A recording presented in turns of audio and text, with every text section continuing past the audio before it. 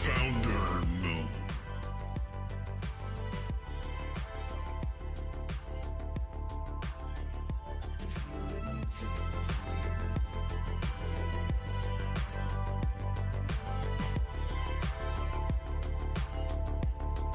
Triple glaze.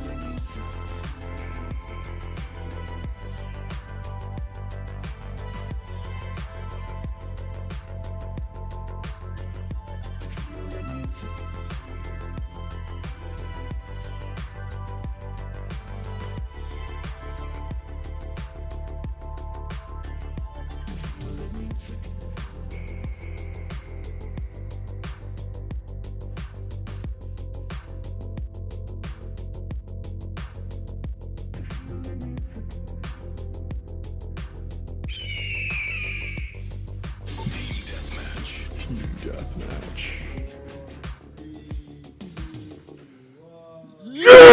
TBPN! Today is Wednesday, September 24th, 2025. We are live from the TBPN Ultradome, the Temple of Technology, the Fortress of Finance, the capital of capital.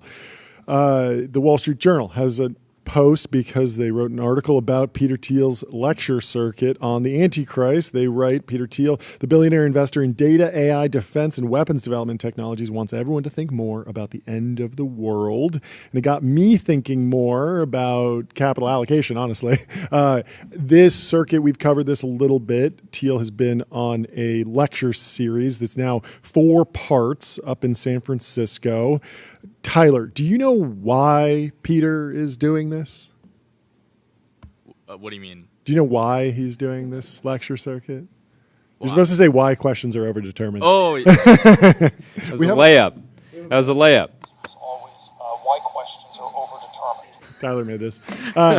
Anyway, never ask why. Ask how to save time and money. Go to ramp.com. Easy to use corporate cards, bill payment, accounting, and a whole lot more all in one place. They are not live streaming this. They should be live streaming it on Restream, one live stream, 30 plus destinations, multi-stream, reach your audience wherever they are.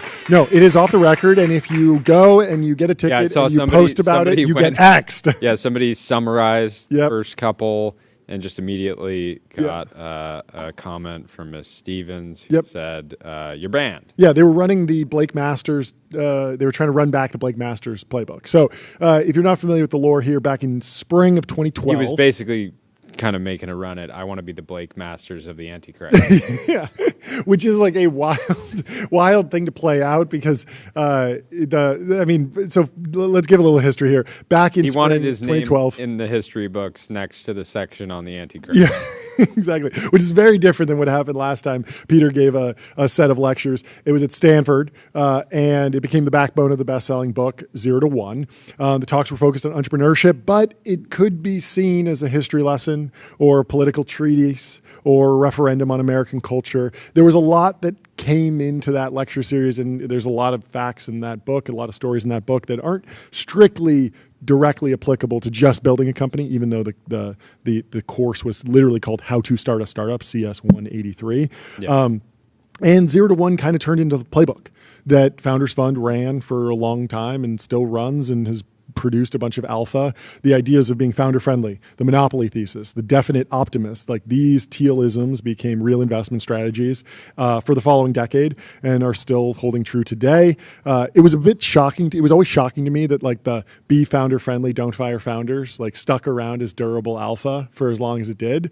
But VCs just love firing founders. Like it's just nothing Sometimes sweeter. they can't help I've never done it personally, but I imagine you've always wanted to. I imagine the thrill must be electric because even though ripping somebody from their creation, and it must be because it clearly doesn't produce alpha. Because if you look at the companies that are founder led, they tend to outperform. So you're sacrificing a lot of financial gain when you fire a founder, but the rush must be incredible. It must be better than even returning billions of dollars to your LPs. So this new lecture circuit is about the Antichrist, and this series doesn't fit neatly into the previous Stanford course calendar. It's not listed as CS 184. Antichrist. No, it's not a computer science course at Stanford. Not yet. It's being put on by Michelle Stevens at Acts 17 and is much more focused on religion, specifically in Christianity. So the Wall Street Journal characterized one of Thiel's core theses this way. Thiel draws on a theory that the Antichrist could be an individual or entity that is incredibly charismatic, but talks repeatedly about the end of the world, thereby convincing society to give it the power it needs to regulate the existential risks from science and technology. And there are lots of people that come to mind when you think about talking about doomerism. And Thiel cites Greta Thunberg. She said, "Our house is on fire. We must act like the house is on fire." She said also, "We are in the beginning of a mass extinction." This is in September of 2019. "And all you can talk about is money and fairy tales of eternal economic growth." She told this to, I think, this is reported by PBS at the UN Climate Action Summit. She's been very focused on climate. This is her campaign to increase human suffering. It's been a mixed bag, but Eliezer Yudikowsky said other doomer things. He has a new book out. He's on a book tour. He says, if we go ahead on this, everyone will die. He's referring to AI, not climate change in this case, including children who did not choose this and do not do anything wrong. Sam Altman has also said some stuff that's sort of apocalyptic. You know, he told the U.S. Senate in his testimony in 2023. I don't get $200 trillion. If I can't automate enterprise workflows, and if I can't get 500 trillion million billion dollars, zillion, 99999, I need 999999999 billion dollars. Yeah, round numbers are out. You need to go to a VC and say, for this round, we're raising $99999999999, please. Yes, yes. Don't make me choose. Don't make me choose. Don't make me choose between curing cancer and free education. Don't make me choose between between do it. saving time and saving money. Just save both. We can save both with random.com. Anyway, no, but he did give, you know, a bit of a doomer take. He was talking about how this could go wrong. He said, if this technology goes wrong, it can go quite wrong. Elon Musk also said something similar. He said, with artificial intelligence, we are summoning the demon. And the original SpaceX thesis was... When did he say that, by the way? He said that in October of 2014 at the MIT Centennial Symposium. And what did he mean by that? Because now he's got a... He's summoning a demon. I think he thinks that if you shape the demon portal in the right shape, the demon comes through and it's kind of friendly, maybe? Friendly demon. Kind of nice? I don't know. Friendly demon that increases enterprise value through business automation and hopefully increased efficiency. Hopefully, and vibe coding 3JS apps. That's the demon that I want. But even SpaceX, you can view as a rebuttal to the apocalypse. What would be apocalyptic? Humanity remaining on the Earth alone. An asteroid comes, hits the Earth, we're all done. But if we become multiplanetary, we are no longer a single point of failure. If there's humans on Mars and the Moon and Earth, if something bad happens to Earth, humanity continues. The stakes that Elon framed SpaceX in were world consequential. By the way, if you go to xai.com, it's this random company called AI. What? UNK-AI. No way. And they feature popular AI brands like Grok 4, ChatGPT, DeepSeek, and Xiaomi, and Unitree. Weird. Seemingly a Chinese company. Okay.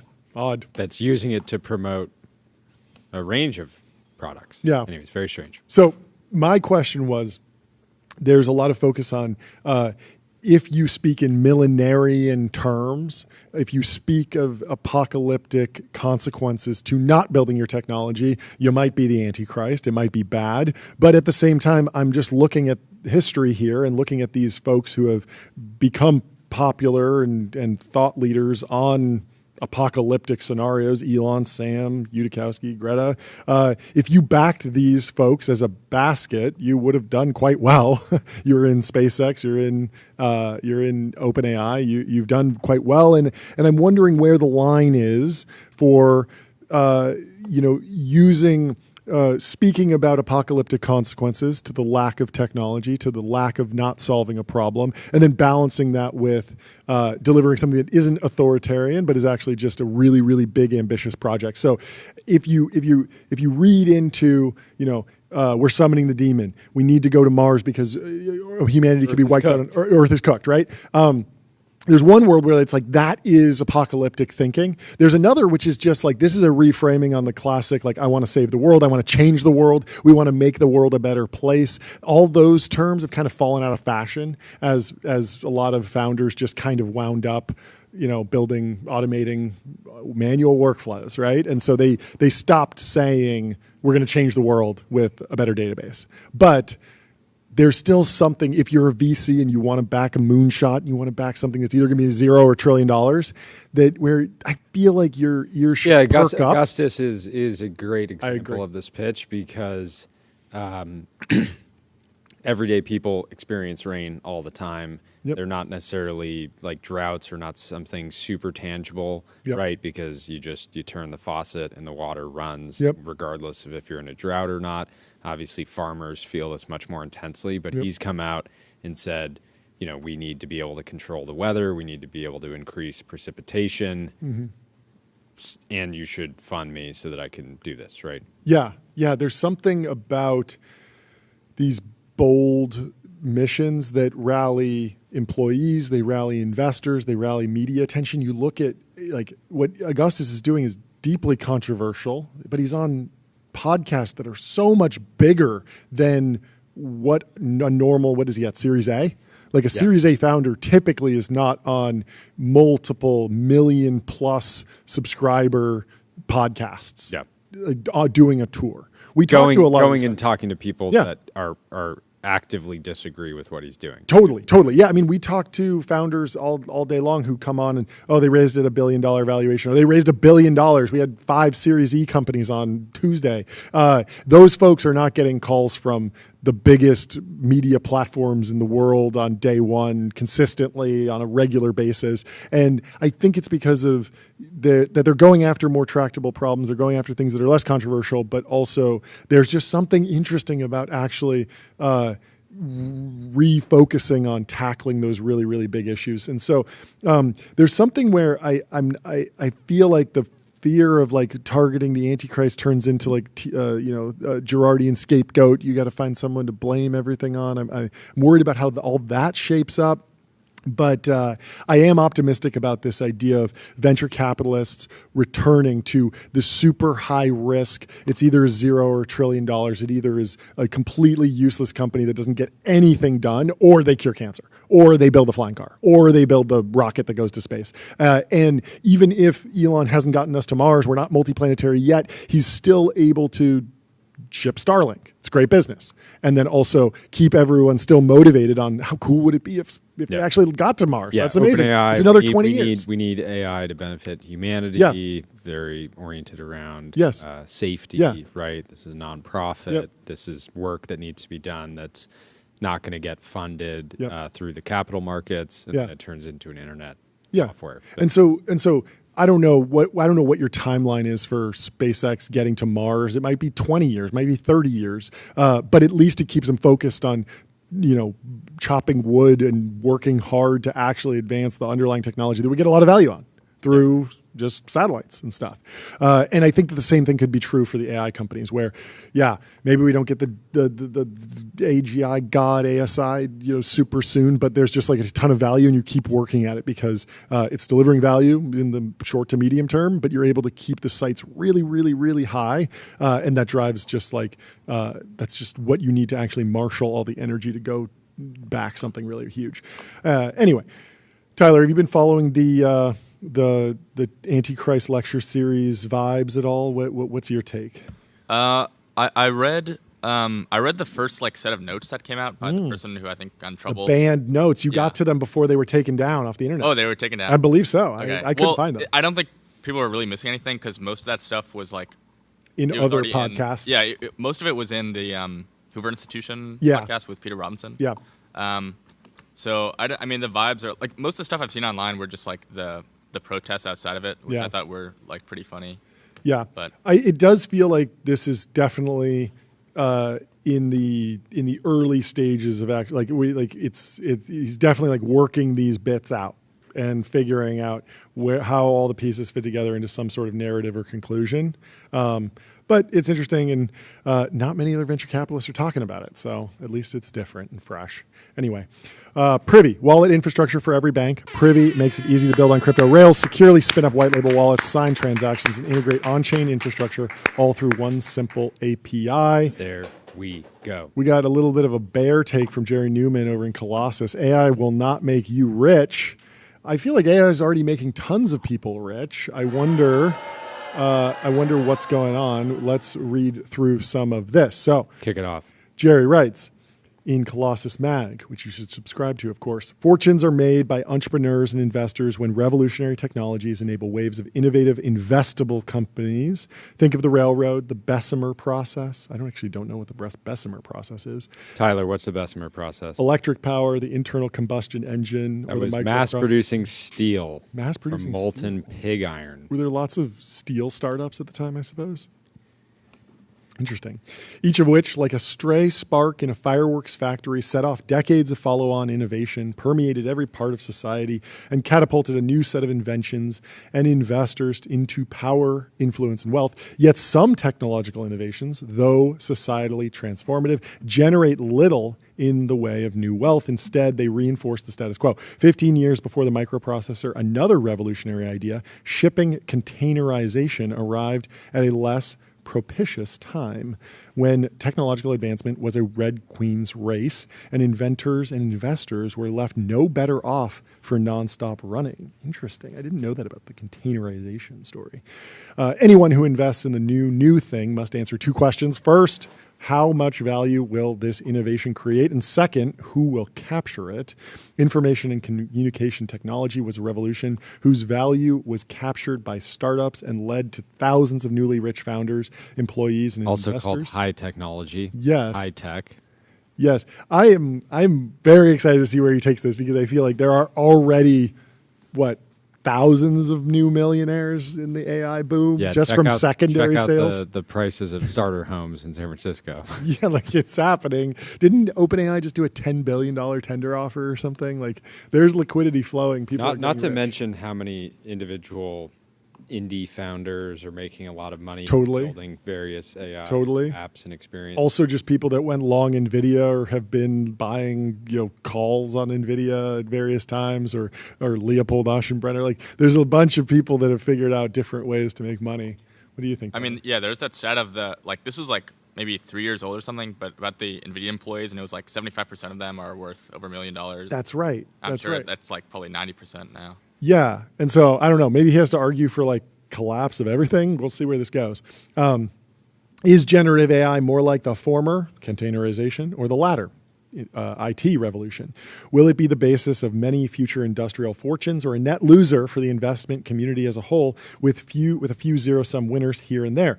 There are ways to make money investing in the fruits of AI, but they will depend on assuming the latter, that it is once again a less propitious time for investors and inventors, that AI model builders and application companies will eventually compete each other into an oligopoly. I believe that's true, and that the gains from AI will not accrue to its builders, but to customers.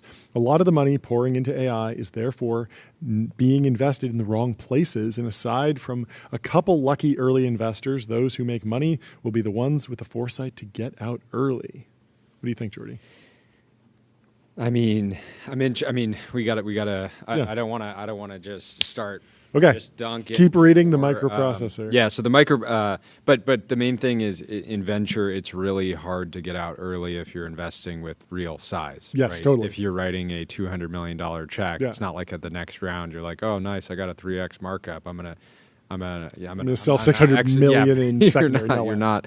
And this is something you see on the timeline. People usually anon accounts saying like, oh, these multi-stage funds are just dumping on you and all this stuff. And it's like yes, at times funds can exit some of their positions. Smaller funds can exit, entirely, but by and large, if you led an early round, you're not able to just fully exit. And you might even be locked up post IPO. There's a bunch of ways. It would be very funny if you know how everyone's like, let SBF out of jail. He got a stake in Anthropic, and then there was Elon something else today. somebody was sharing this morning. I forgot about this, but he bought almost 7% of Robinhood at the bottom. And there's like 2 other companies that he got that he like nailed. He was like a fantastic trader. But did you see what Elon posted about Anthropic?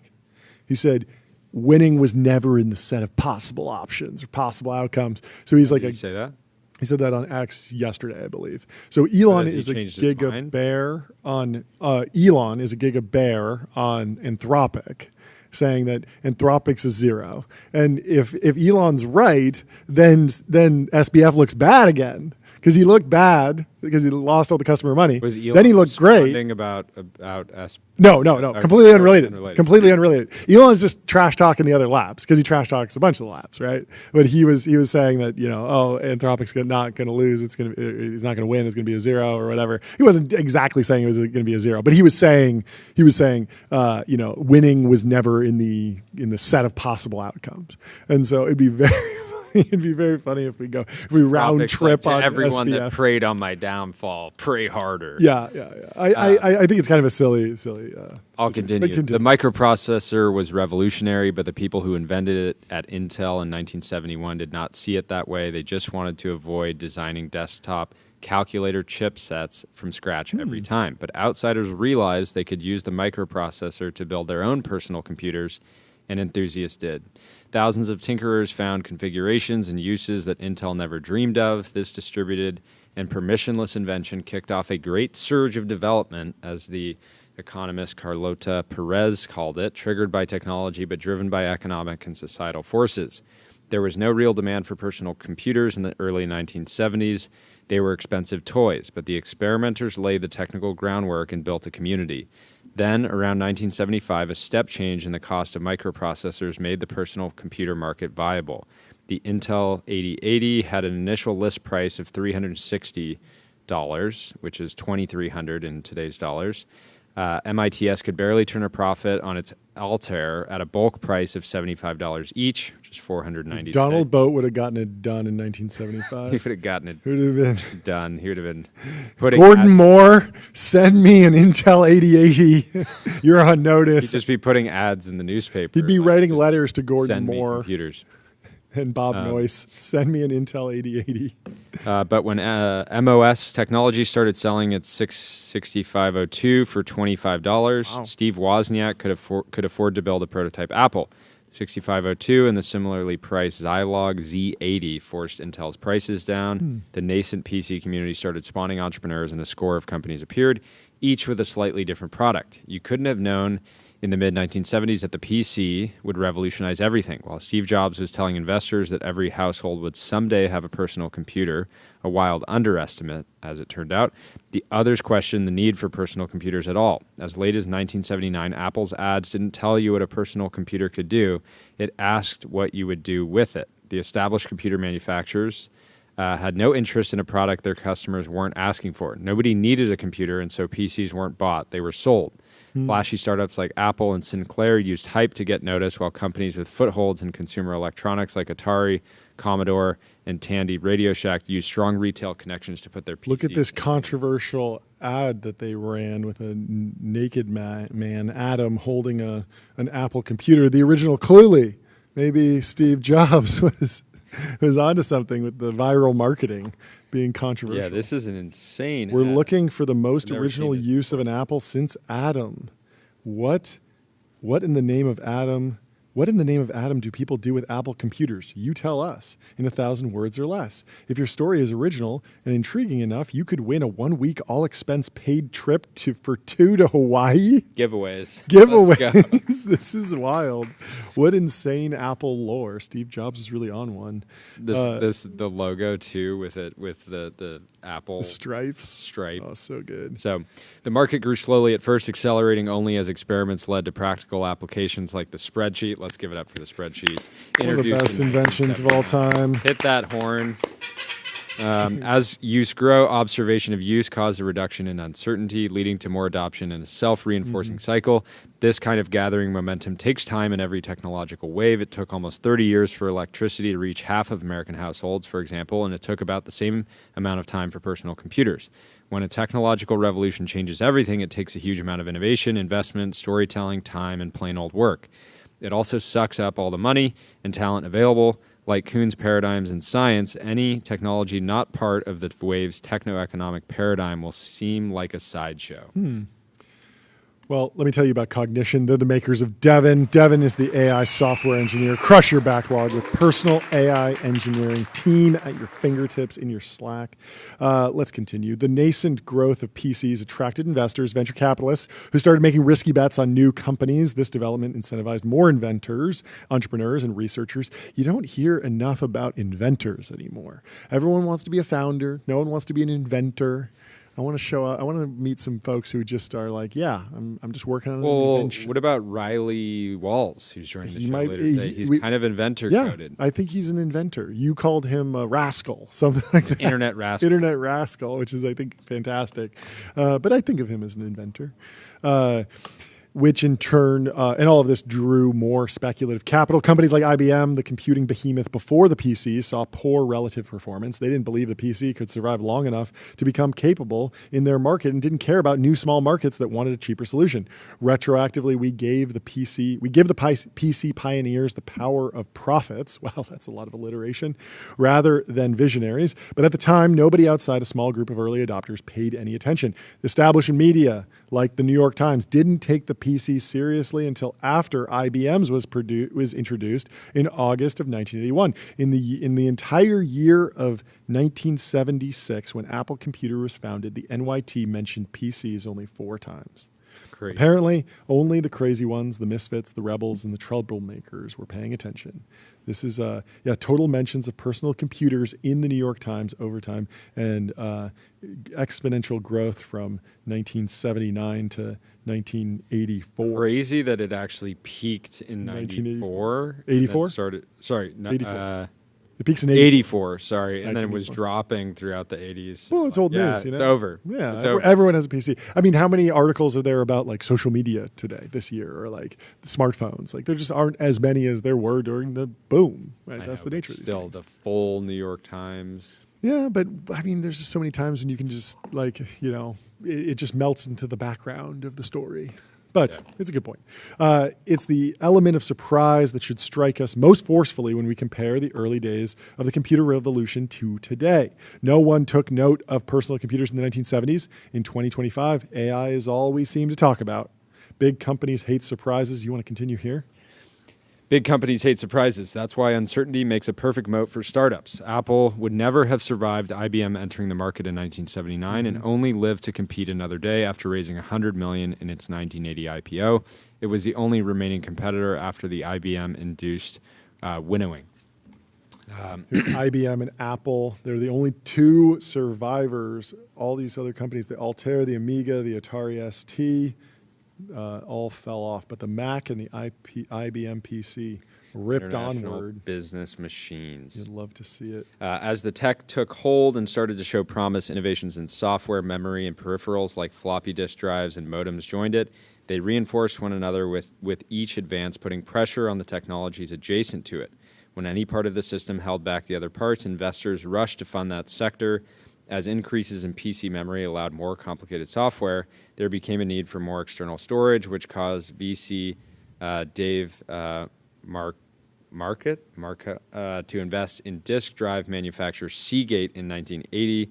Seagate gave a 40x return when it went public in 1981. Other investors noticed, and some $270 million was plowed into the industry in the following 3 years. Seagate's been ripping, right? All the hard drive makers, because all the AI companies need to store a ton of training data, RL data. They're generating a huge amount of data, images, videos, all sorts of stuff, and all of that needs more storage. Yeah, up 109% in the past. I remember, I think we read an article about the hard drive boom like a year ago, and it was We're still early. I know. But That's actually crazy. I remember it was like remember this? the first like 10 episodes. Yeah, we were like, oh, this is kind of a boring story, but it's kind of interesting and it seems important. So we read about Seagate. Let's check in with Western Digital. Another 118. Another 100 bagger. Little easy double. Yeah. Money also poured into the underlying infrastructure, fiber optic networks, chip making, et cetera, so that the capacity was never a bottleneck. Companies which used the new technological system to outperform incumbents began to take market share, and even competitors realized they needed to adopt the new thing or die. The hype became a froth, which became an investment bubble. Let's give it up for bubbles. The dot-com frenzy of the late 1990s. The ICT wave was therefore similar to the previous ones, like the investment mania of the 1830s and the roaring 20s, which followed the infrastructure build-out of canals and railways, respectively, in which the human response to each stage predictably generated the next. When the dot-com bubble popped, society found it disapproved of the excesses in the sector, and governments found they had the popular support to exert authority over the tech companies and their investors. This put a brake on the madness. Instead of the reckless innovation of the bubble, companies started to expand into proven markets, and financiers moved from speculating to investing. Entrepreneurs began to focus on finding applications rather than on innovating the underlying technologies. Technological improvements continued, but change became more evolutionary than revolutionary. Look at this chart. Technological waves over time, the Industrial Revolution, the Canal Mania. I wasn't even familiar with this. Arkwright Mill opens in 1771. The Great I would British love to then watch a documentary or even a Canal drama on Mania? Canal Mania. Yeah, this has the trappings Underrated of mania. Totally. People always talk about tulips. Tulips, yeah. Tulips doesn't even Railroads. count because it's not a real technology. So the actual technological waves that are highlighted here, the Industrial Revolution, steam and railways, steel, electricity, and heavy engineering, then oil, the automobile, and mass production from 1908 to 1974, and then 1971 onward is information and telecommunication. And pretty remarkable results from this. 27% rise in real GDP through the 2010 to 2019 era. That's pretty good. In contrast, society did not need a bubble to pop to start excoriating AI, given the backlash to tech that has been going on for a decade. This seems normal to us, but the AI backlash differs from the general high regard earlier in the cycle enjoyed by the likes of Bill Gates, Steve Jobs, Jeff Bezos, and the others who built big tech businesses. The world hates change and only gave tech a pass in the 80s and 90s because it all seemed reversible. It could be made to go away if it turned out badly. This gave the early computer innovators some leeway to experiment. Now that everyone knows computers are here to stay, AI is not allowed the same wait-and-see attitude. It is seen as part of the information technology revolution. Perez, the economist, breaks each technological wave into 4 predictable phases: eruption, frenzy, synergy, and maturity. This is a new Gartner hype cycle. We need to know, where are we on the curve? The Perez tech wave. I think we're right around frenzy. We're definitely past eruption, maybe going into synergy and maturity next. The middle two, frenzy and synergy, are the easy ones for investors. Frenzy is when everyone piles in and investors are rewarded for taking big risks on unproven ideas, culminating in the bubble. When paper profits disappear, when rationality returns, the synergy phase begins as companies make their products usable and productive. Everybody's scared of a crash. They're not eager for synergy. Yeah. So investing in the maturity phase is even more difficult. In eruption, it's hard to see what will happen. In maturity, nothing much happens at all. Nothing ever happens. The uncertainty about what will work and how customers and society will react is almost gone. Things are predictable. Everyone acts predictably. The lack of dynamism allows successful synergy companies to remain entrenched, see the Nifty 50 and FANG, but growth becomes harder. They all start to enter each other's markets, conglomerate, raise prices, cut costs. The era of it feels like Microsoft's in that bucket certainly already. Companies frame this as a drive to win, but it's really a fear of losing. Should we read about the shipping container wave? Yeah. Shipping containerization was a late wave innovation that changed the world, kicked off our modern era of globalization, resulted in profound changes to society and the economy, and contributed to rapid growth in well-being. But there were perhaps only 1 or 2 people who made real money investing in it.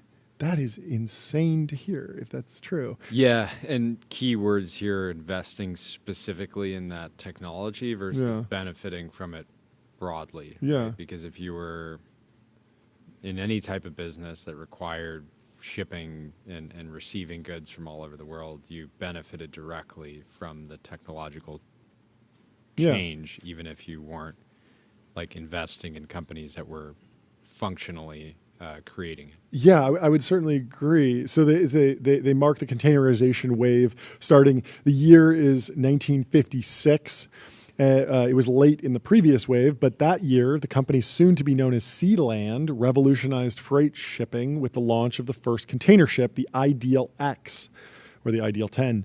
Sealand's founder, Malcolm McLean, had an epiphany that the job to be done by truckers, railroads, and shipping lines was to move goods from shipper to destination, not to drive trucks, fill boxcars, or load boats.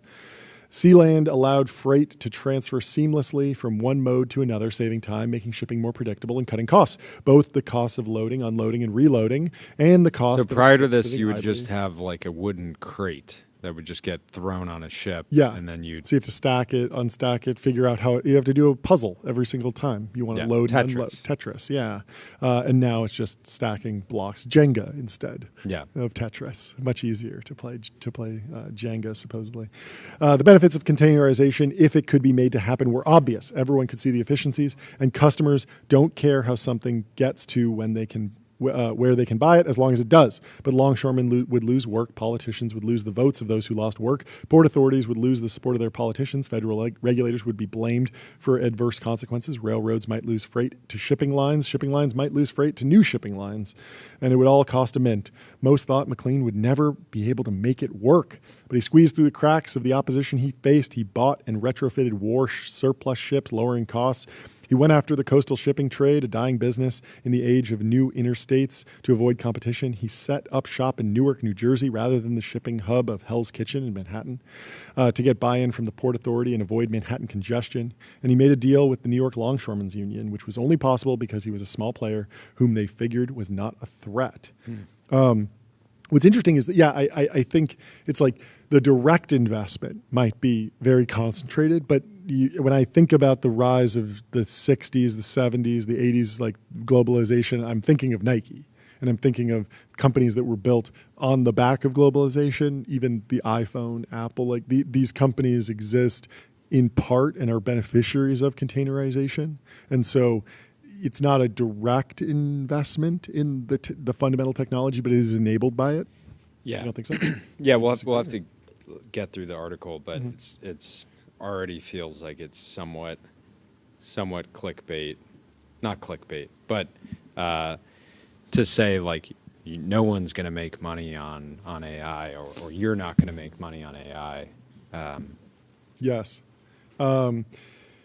Let's skip to his conclusion about generative AI. He says, let's grant that generative AI is revolutionary, but also that, as is becoming increasingly clear, this particular new tech is now already in an evolutionary stage. It's towards the end of its cycle. It will create a lot of value for the economy, and investors hope to capture some of it. This is the key point. Yes. I totally and agree. And, when, who, and how depends on whether AI is the end of the ICT wave or the beginning of a new one, right? Yeah. Is it SaaS or is it God? Is it the final SaaS product, and then we're stuck? Or is it something entirely new, and we're just going to start compounding? Yeah. Compounding. Is it consumer software? Is it enterprise software? Is it something entirely new, right? I don't know. If AI had started a new wave, there would have been an extended period of uncertainty and experimentation. I feel like that's the last decade of OpenAI. I feel like 2015 to 2025 was that period of uncertainty and experimentation. You have to understand, is it people in 2015 that were trying to make chatbots, right, with no hype? Totally. Really not a lot of users, right? Yeah. Or are you just counting like when OpenAI was like, okay, we can actually be a for-profit company now and we can productize this. But even then there was like a pretty large gap between them deciding like, hey, let's actually raise traditional capital for this before they could get out the API, before they could get out ChatGPT. Totally. Yeah. And also like there was this in AI, the period of uncertainty and experimentation, that was the TikTok algorithm, the Netflix recommendation algorithm, Facebook's core AI investments. They have bought billions of dollars of GPUs not for generative AI, not for LLMs, but just to make better ad recommendations, better content recommendations. And so there's a lot there. We'll have to continue to dig in, but let's keep reading. He said, when thousands or millions of tinkerers use the tech to solve problems in entirely new ways, its uses proliferate. But because they are using models owned by the big AI companies, their ability to fully experiment is limited to what's allowed by the incumbents who have no desire to permit an extended challenge to the status quo. This doesn't mean AI can't start the next technological revolution. It might, if experimentation becomes cheap, distributed, and permissionless, like Wozniak cobbling together computers in his garage, Ford building his first internal combustion engine in his kitchen, and Trevechnik building his high-pressure steam engine as soon as James Watt's patents expired. When any would-be innovator can build and train an LLM on their laptop and put it to use in any way their imagination dictates, it might be the seed of the next big set of changes, something revolutionary rather than evolutionary. But until and unless that happens, there can be no eruption. Tyler, don't you think it's possible to build and train an LLM on your laptop and use it in any way your imagination dictates? Yeah. I mean, I don't know about training a whole new LLM, but people are getting a lot of value out of open source ones that they run locally. Llama, It seems, DeepSeek, fairly Quen. obvious. Yeah. Yeah. It doesn't, I somewhat agree that we haven't seen that many totally new, crazy, unprecedented uses of LLMs where it feels like it's an entirely new category. It's hard to point at the Uber for AI, where it's this company would never have existed. It feels like a lot of the companies are kind of evolutionary. We have site builders, and then we have vibe coding platforms that build sites on top of them. Figma.com. A lot of Think the bigger, companies build faster. Figma helps design and development teams build great products together. Get started for free. Use Figma Make if you want to develop a website. Yeah, a lot of times companies come on TBPN to talk about what they're building. They're building an AI application. Yeah. There is a company started 10 years ago basically doing the exact same thing. Yep. They just didn't position it in the same way. They weren't using prompts, and they weren't using reasoning and things like that. But still, it looks and like it's solving SaaS. the same SaaS problem definition. It's the problem was organizing information for lawyers or answering the phone. And we had a phone tree that was just deterministic, robotic, press 2 for customer support. Press and oftentimes 3 they can for solve a Espanol. problem. It's better. The product can be twice as good. Yes. Which is enough to kind of eat into existing market share, maybe create new markets, right? I think the market for people that can create software is obviously exploded, right? Which is why you see vibe coding, revenues just exploding to the billions of dollars collectively. But it does seem like the video games are getting more realistic. The software is getting better. The spreadsheets have more useful tools. There's just a little extra helper everywhere. It's a lot of co-pilots. It's not a lot of entirely new plans. And then you see ChatGPT, and the usage looks a lot like the way that people use Google search. Granted, it's better in many ways, but the core value that's being delivered is quite similar. He actually talks about domain-specific models. So first, he says economists are predicting that AI will increase global GDP somewhere between 1 to more than 7% over the next decade, which is 1 to 7 trillion of new value created. The big question is where that money will stick as it flows through the value chain. Most AI market overviews have a score or more categories, breaking each of them into customers and industries served, but these will change dramatically over the next few years. You could instead just follow the money to simplify the taxonomy of companies. There are data infrastructure companies, there are model companies, user application companies, AI customers, and consumers.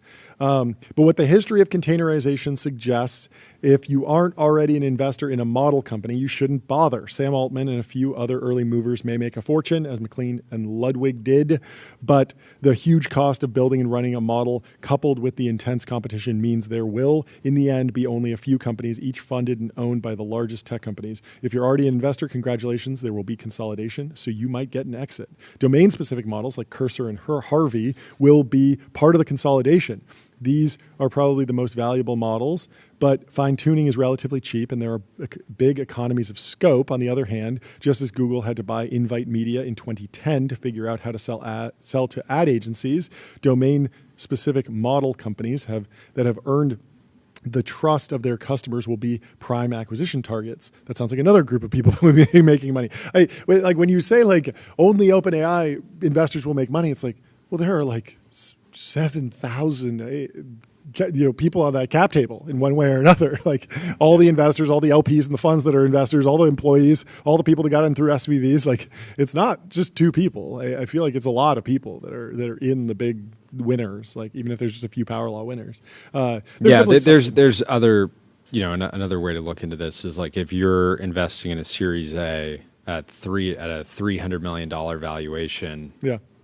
Assuming just crazy explosive growth. Yep. It's very possible the company, even if it does well, would someday sell for a few $100 million, and you wouldn't have actually made any money, even though you got an exit. Yeah, here's a good counterpoint to some of the companies that are potentially in a more precarious situation. So he says, while it's too late to invest in the model companies, the profusion of those using the models to solve specific problems is ongoing. Perplexity, Inflection AI, Writer, Abridge, and 100 others.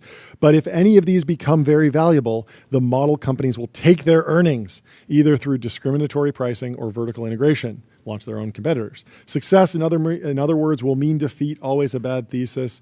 At some point, model companies and app companies will converge. There will be simply AI companies and only a few of them. There will be some winners, as always, but investments in the app layer as a whole will lose money.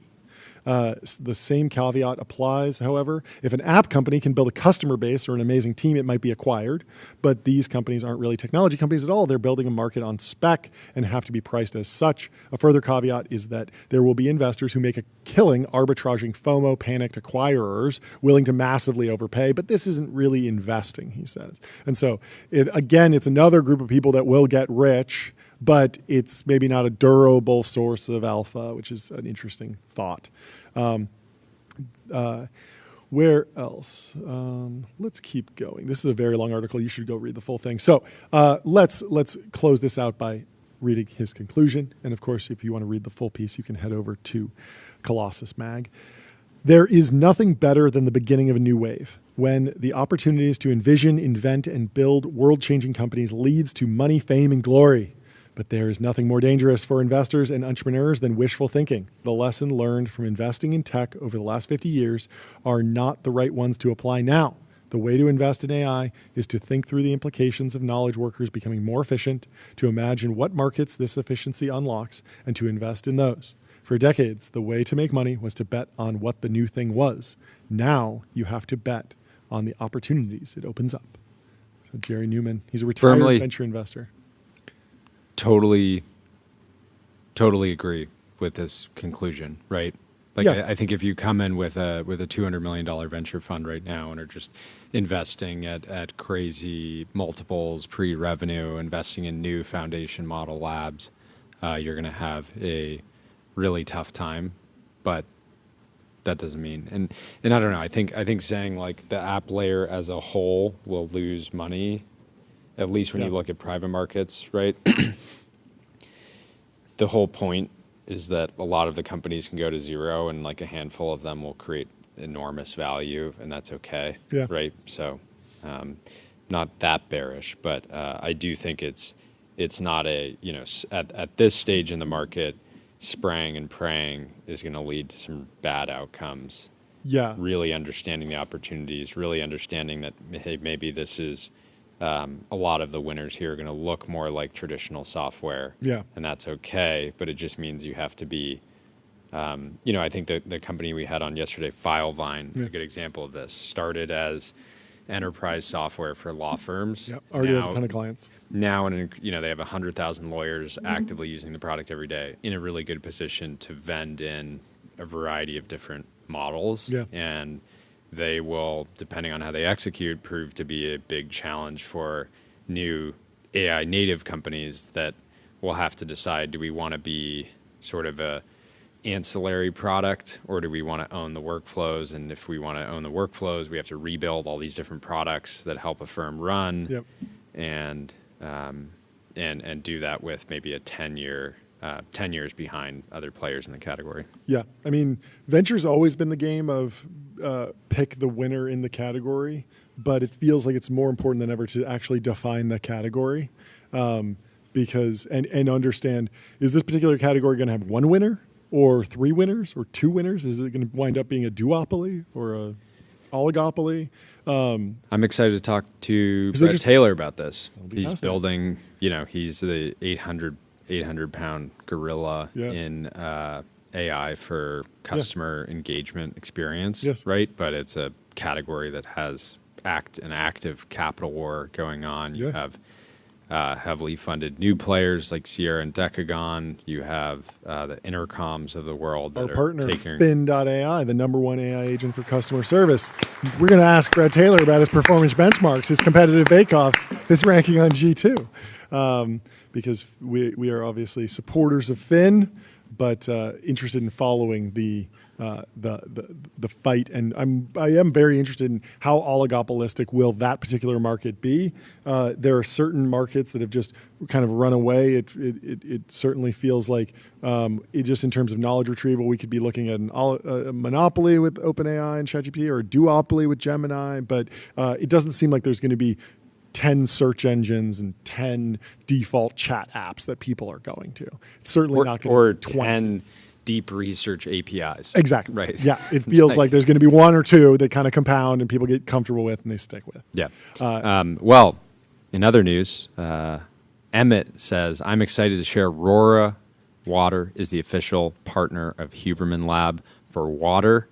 Rora is, of course, a company I co-founded a while ago and worked on this partnership with the Huberman Lab team, Rob and Andrew, for a very, very long time at this point. Yeah, we started talking about it probably a year ago.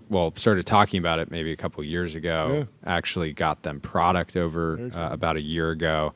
They used it a bunch. They tested it a bunch and finally launched this partnership earlier this week. So absolutely thrilled to get this across the line. And big vote of confidence from the Huberman team. And I love it. And in other Huberman world news, his network, SciComm Media, is working on a new show with none other than David Senra. It's David Senra by David Senra. The show is called David Senra, and interestingly, hosted by David Senra. Yeah, they picked David Senra as the host of the David Senra show. Yeah. And so we will watch the launch video that he put out on X yesterday. Pull it up. 9 years ago, I launched Founders. Today I'm launching a new podcast called David Senra. 9 years ago, I launched the Founders Podcast. On Founders, I tell the stories of history's greatest entrepreneurs and extreme winners. This week, I'm launching a new podcast called David Senra. On this show, I sit down for conversations with the best living founders in the world. I'm ready when you are, man. So good. How many cameras? You have 3 cameras? People like Daniel Ek, Michael Dell, Brad Jacobs, Todd Graves, Michael Ovitz, and many others. My goal with everything I do is to obsessively study the greats and find timeless ideas that you can use in your work. We have to change, or we're going to go out of business. And now you can learn directly from these legendary founders. You know what I see the most common core of all the people that are successful for me is they're never satisfied. You said something interesting. I like the pressure. I do.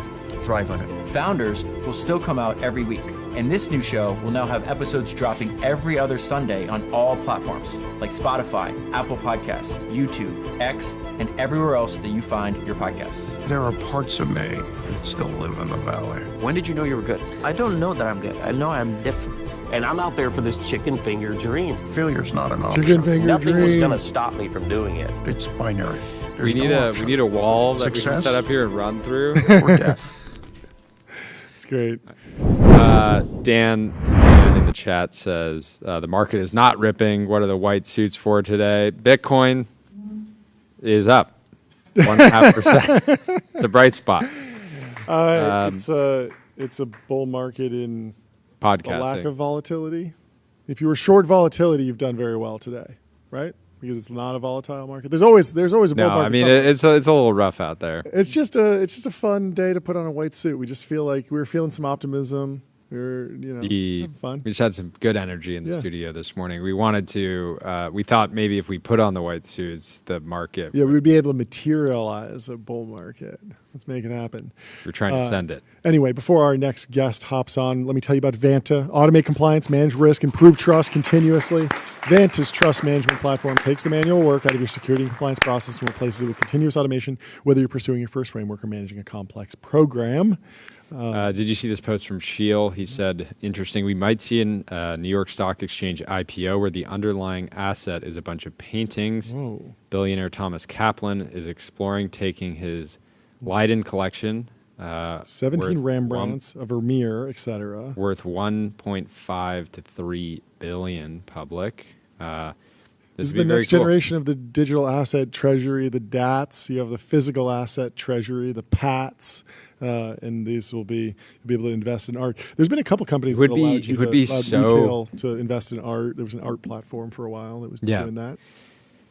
Yeah, I mean, I in general taking art highly. I mean, art is liquid, but not at sort of like market prices, right? So if you want to sell art quickly, you have to sell it at a massive discount, right? You need to be super patient. Yeah. If you have a big collection and you're holding it, especially if you have a bunch of works from a single artist, if you bring 10 pieces online, right, at the same time, you flood the market with supply, prices will come down. So it's a very weird thing, but this makes sense if Thomas wants to be able to get out all at once or get out partially, get some liquidity. This is probably more effective than selling, just selling it piece by piece. And he gets to hold on to the art too. That's the other thing. Oh yeah, I mean, he can still store it. Probably keep some in different properties, etc. Well, we have our first guest of the show, Bret Taylor, coming into the TBPN Ultron from the Restream Waiting Room. Bret, how are you doing? I didn't get the wardrobe notice. Yeah, we normally wear white suits when the market is ripping, and we're celebrating. But Sierra's ripping. Sierra's ripping, so we're celebrating. We're wearing them for you. We're wearing them for you. Thank you for celebrating our growth. I really appreciate it. Yeah, it's been fantastic. Give us the brief history, the founding of the company to the news just last week. Yeah, so Sierra, we help companies build AI agents for customer experience. So think maybe it's on a website, maybe it's answering the phone. No one likes to wait on hold. Now you can chat with an AI agent. We're helping do everything from originate mortgages to help you get a better rate on your SiriusXM plan to helping, when your ADT home alarm system doesn't work, you'll now chat with an AI agent to fix it. We're a couple years old. We're the leader in this space. We kind of uniquely have run towards, I would say, larger enterprise businesses. We're trying to help companies that, candidly, it's hard for them to deploy AI because they've got lots of legacy systems. Maybe they're in a regulated business like the health insurance market or banking. With the whole hypothesis is if we can help them be successful, there's just a ton of value and leverage in that. So as you mentioned, a couple weeks ago, we announced a recent round of financing, which is we're proud of, just a milestone on the path, but I think kind of recognizes our leadership in this space. You're the chairman of OpenAI. How should I think about application layer versus model layer? I'm sure you get this all the time. There was a meme for a long time about, OpenAI is going to go on stage at Dev Day and just steamroll a bunch of companies. You seem to have good information on what they're going to steamroll and not. Yeah, and the other thing is there was so many, 2 years ago, so many different companies that had thriving businesses doing various customer service platforms. Sure. And many people would have said these companies are just going to move quickly on AI, get this, they have the customer relationships. But you clearly saw it differently and have proven that hasn't been necessarily the case. I'll answer both. I'll start with the foundation models. My theory of how the market plays out is that the foundation model market will look a little bit like the infrastructure as a service market, where it, primarily provides technology, low-level technology to a lot of applications companies. And then there's all the adjacencies, like if you look at Amazon Web Services, they've got some developer tools. If you're kind of in the area like Snowflake and Databricks, there's probably an Amazon product that competes with you. The farther you go towards serving a line of business, like ERP systems or CRM systems, the less likely it is that you're going to run into, an infrastructure provider competing with you. I think the same is roughly true in the AI market. If you think about what's required to make AGI, it's a lot of training stuff, but it's also maybe software engineering agents. So that's probably sort of in the target of these foundation model companies. The closer you get to, Harvey doing legal AI or Sierra doing customer service AI, probably doesn't seem in the core of these, research labs, primary functions. The reason I think that the applied AI market is exciting, not just for Sierra, obviously I'm very loyal to my own company.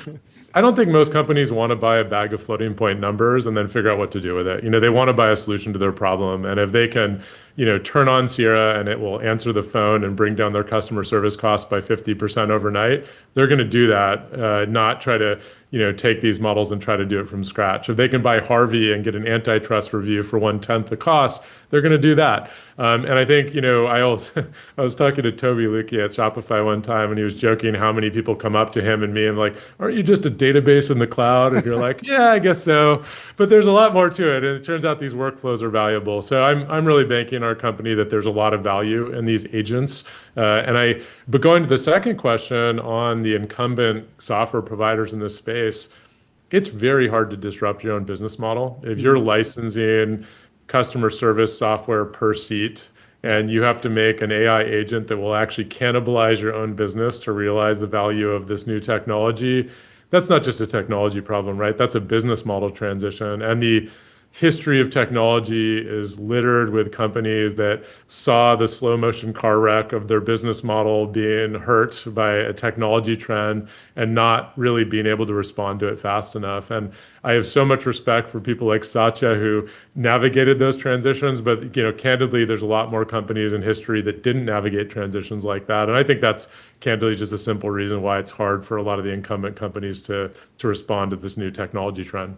When you were thinking about starting this company, did you like, how methodical were you about mapping the market? Is there like a whiteboard picture of you looking at, maybe I should do ERP. Maybe was this one of a few options that you narrowed down once you studied the market, or was it something that just came to you in a fugue state or something?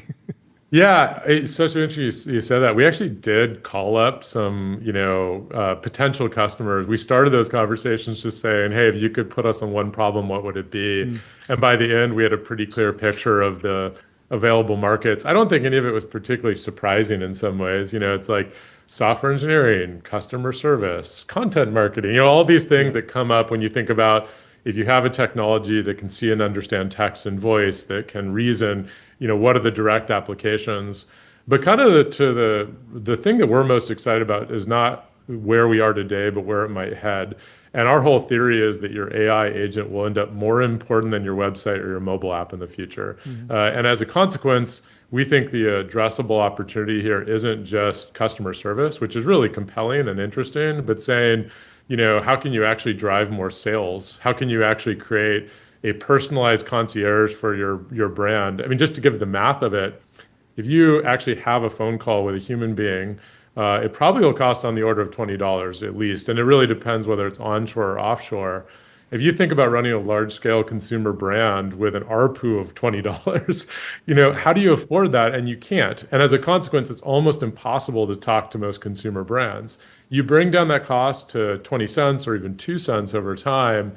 You just think about the dynamics. Let's say you're a large mobile phone carrier and you're fighting for retaining your subscribers. You're not just going to recoup cost savings in customer service. You're going to say, how many phone calls can I have with my customers so that I retain this subscriber for 5 more years? Think about the impact on your lifetime value of your customer.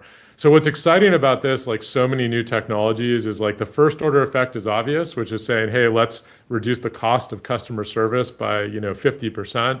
The second order effects are almost more exciting, which is the companies that lean into this faster will actually grow their top line faster than their competitors. So that's what's so fun about technology disruption, right? Is that, you can end up sort of upending, sort of the incumbent versus insurgent dynamic. At the same time, the value proposition to the companies using Sierra is more than just cost reduction. It's saying like, how can we actually give you a competitive edge by moving faster in this new world of AI? How are companies actually, you're going and landing some of the probably just crazy logos, right? And these are, massive companies with, operations all over the world. How are they actually rolling it out? Are they giving you specific sort of segments, regions? You're proving it out at a smaller scale, or what does the actual rollout look like? Yeah, so you're right. One of the things I'm most proud of is the scale of some of the companies working with us. Over half of our customers have over $1 billion in revenue. Over 20% have $10 billion in revenue or more, which is I'm just really proud of that. And I think it shows you do not need to be a small startup to deploy AI successfully with Sierra. On the rollout, it's kind of a variation of what you said. Some companies start with us on a use case or two.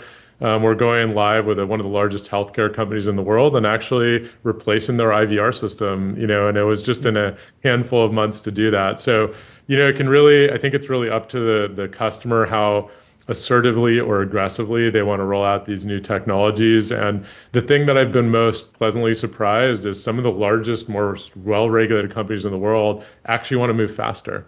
I was having a conversation with my co-founder, Clay, about one of our largest clients, and kind of being awe-inspired about how fast they're moving. And I said, now I know why they're big.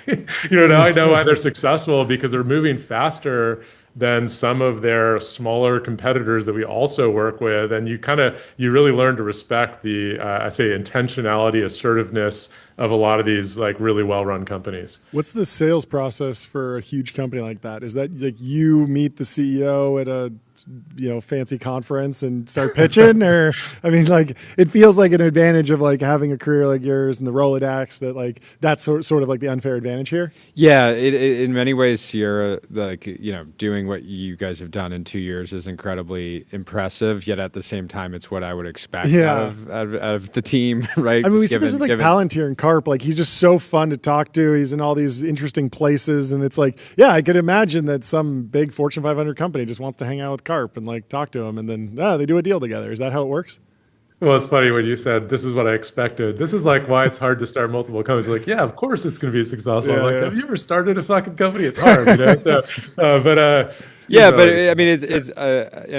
I say that as a compliment, where it's going from zero to a $10 billion company, having this crazy list of customers is incredibly difficult. But I like when people have a lot of advantages through what they've done in their career and their network, and then they just put on an absolute masterclass. Yeah. It's very satisfying. Well, I appreciate you saying it. And, it does all have to start with the product, though, because certainly I would say my guess is the way I think of Sierra is we have the best product, but because we have a founding team that's sort of been there and done that, we're not like a hugely risky bet. We know how to work with large companies. We're not going to show up and be learning from, first principles how to engage with a large bank or a large health insurance company. And that's a unique value proposition, because right now, most of the incumbent technology platforms, their products don't really work. And so you really want to use a best of breed product right now. And I think our value proposition is we are a best of breed, I believe the best of breed product in this space, but we also know how to work with complex companies. We're going to show up with as many people necessary to help you be successful, as opposed to just throwing a product over the wall and saying good luck to you. And so that I think certainly our reputation helps, but at the end of the day, it's the quality of the product that really matters here. And just, think about it this way. If you have 400 million phone calls a year, the difference between having an AI answer 100 or 300 million of them is probably measured, and at least 8 or 9 figures, right, in terms of the impact on your business. And so we always start with the product, and as you said, take advantage of our unique advantages as a company, which fundamentally means we know how to work with you.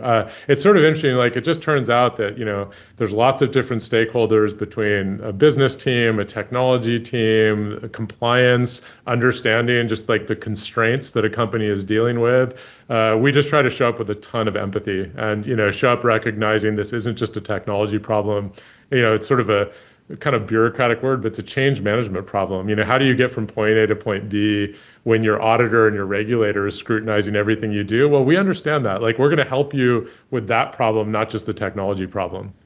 What do you think the steady state of commerce interactions look like? Because I imagine that companies will be using AI to interface with their customers, but then customers will be using AI agents to negotiate on their behalf and select products. And without leaking too much of the OpenAI roadmap, I think we're all pretty convinced that some sort of agentic commerce thing is going to happen. I'm already seeing pop-ups for links to products. When I search for things, I'm going to be able to say, hey, go get me the best option, the best price. Is the future a voice agent talking to another voice agent, or do they just interact at some lower level API level at some point? Like, how does that all play out when you get agent on agent warfare?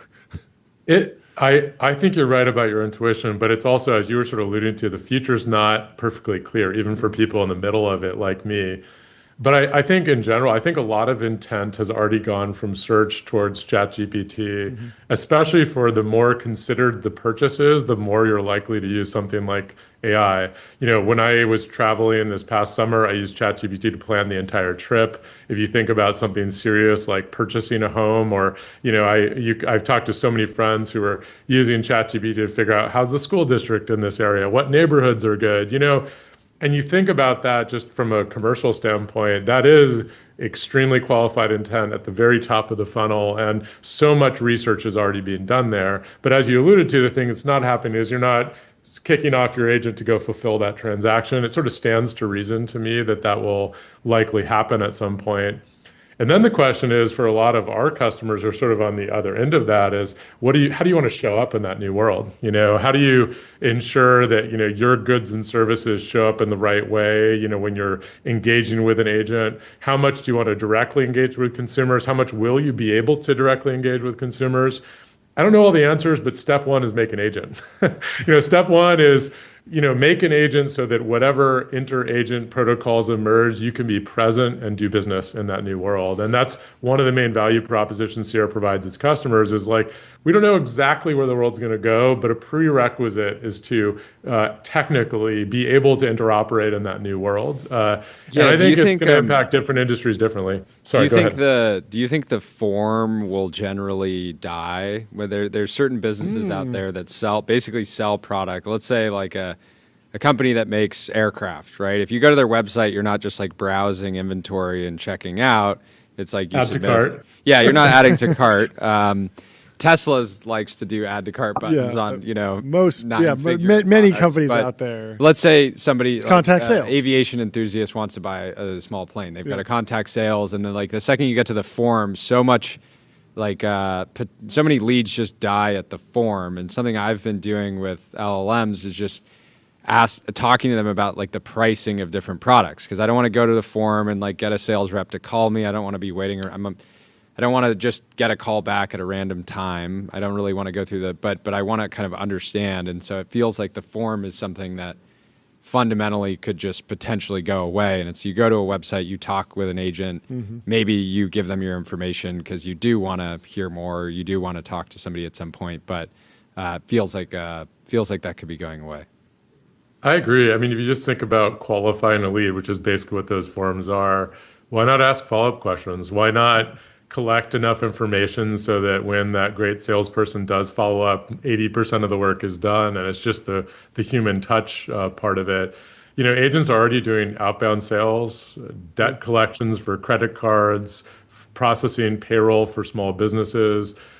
These agents are already doing sales, and I think that, the best salespeople, the reason why they're the best paid people in most companies is because they're worth their weight in gold. But what about the median salesperson? And my guess is you can make an AI agent that's actually quite a bit stronger than most, just because you're standardizing the best practices really, really fast. You can run A/B tests on AI agents. It's hard to run A/B tests on people, and there's so many advantages, as you said, to not only just forms, but really thinking about agents as not stuck in one part of your customer lifecycle, but really managing the whole thing. And let's just take, I don't know much about airline, buying an airplane for a hobby pilot. But imagine this AI agent sort of the concierge to the whole experience. So you're browsing around airplanes, you set up an appointment. What if it's collecting a bunch of information before you get on site? After you, I don't do test drive an airplane, but let's say you do that, afterwards it's asking you questions, maybe helping you with financing. I think that's the future of where these things are going, which is there's something whether or about, not a person's involved, it's a concierge helping you through the whole process. Yeah, there's something about, the consumer being proactive, engaging for information, but then, using the airplane example, let's say they don't have something in stock. The agent, at what point are you guys already thinking about agents being proactive and reaching out to a customer after they already engaged? Like, I imagine a lot of the core of what you're doing today is just reacting to customer needs, inbound questions, things like that, or problems with a product, whatever it is. But then at some point or another, the agent is going active and actually going outbound. But how do you think about that? That's exactly right. I almost think of it as like Maslow's hierarchy of needs of agents. Yeah. Step 1 is answer the phone, when your customers call. Step 2 is, can you actually get in front of customer issues? I noticed the Ramp logo on the top right. They're one of our customers, and they have the coolest implementation of our platform. It's not only doing service, but really I love their Ask AI function in their product. It's just one of the coolest experiences, and it's not service, right? It's basically a conversational experience around one of the best designed technology products in the world. And I think Ramp is obviously one of the best engineering teams in the world, but can every brand do that? Can every brand make their agent proactive, offer a conversational experience? I look at, if you've ever visited Brazil or India and you look at the impact of WhatsApp, it's well, can you be present there in a way you weren't before? Well, yeah, you can. What an awesome opportunity for agents. So it's new channels, it's proactive, and this is really where we're trying to guide our customers, and I think kind of represents the future of our platform in a lot of ways. The latest round, I think it's 350 on 10 billion. That feels low on the dilution side. How did you think about the amount of money you needed to raise, sizing that? I mean, you've been part of so many interesting financings throughout your career. How do you land on that, and what does it say about the usage of that fund, how capital intensive your business is, the state of the markets right now? Just take me through the thesis for the round. Yeah, I always think of rounds in pretty simple ways, which is, what valuation are you raising at? What do you need to fill in that valuation so that if you need to raise another round, or if you're going public, that you've more than filled out that valuation with fundamental business metrics in your revenue and growth rate. And then you say, okay, how much capital do you need to reach that milestone? And so that's kind of how we reached it, and that 350 number. It's obviously, there's a lot of precision involved, but it is a bit of an art form because you're making a lot of assumptions about the future, which is, what are the capital that we need to reach the revenue scale where we can reach the next milestone in our business. So that's how we think about it. I'm pretty methodical about it. I think a lot of entrepreneurs make the mistake of raising too little at too high of a valuation, and they end up sort of walking sort of a zombie company just because they don't have the capital they need to reach the next milestone, but their valuation is such that they've sort of priced themselves out of the market. So that's the main sort of thing I'm paranoid about, and I feel really good about how much we've raised. But more than anything, too, I feel great about the investors we have around the table. Benchmark, Sierra, Green Oaks, Neil Mehta at Green Oaks is just remarkable, and so love our board, and in particular, I think about who do you want to be on the journey with to get to that next milestone, and really happy with the folks we have around the table. How are you thinking about IPO timelines? Just generally, do you think Sierra is going to be another Stripe or Databricks where you just stay private forever because you can, and it's probably allows you to whatever, take more risks, think long term, et cetera? Or given that you've been, done your tour of duty on the public side in the past, I'm curious how you think about it. Yeah, I don't think Clay and I've talked a lot about this. I think our intention is to eventually go public. There's a lot of advantages to staying private. I also think there's a lot of advantages to sort of having liquidity for your employees, that access to capital. I really admire the way I know the Stripe founders pretty well, and they're in a really unique position. I respect what they're doing. I think we'll probably take the more traditional path, though it's far enough in our future. That's just more our philosophy, because I think that's where you're going. We don't have reticence to doing it eventually, and we'll probably more take the traditional path. That makes sense. How do you think about the Sierra fundraising process versus what's happening at OpenAI? Is it just so much simpler to underwrite this business? More zeros. Have you learned? Yeah. It's not. It doesn't feel like it's just add a couple more zeros. Like the OpenAI stuff, it seems deeply complicated. Is it refreshing to have more of a simpler business to underwrite, or are there at least lessons that you've ported over? Have you learned something from OpenAI that you brought back? I'm interested. You're like C Corp. Traditional equity financing. It works pretty well. OpenAIs are just it's a one-of-one business, as you all know really well. The thing that's just so different about building the AGI versus building an Apply AI company, they're just so different from a capital standpoint. As Sam has articulated better than I could, AGI will fundamentally, in some ways, be driven by compute, and so much of the capital strategy that Sam has articulated is really how can we have the best compute infrastructure and the most resources available for both training and inference, especially with these reasoning models, and meet the scale of demand there.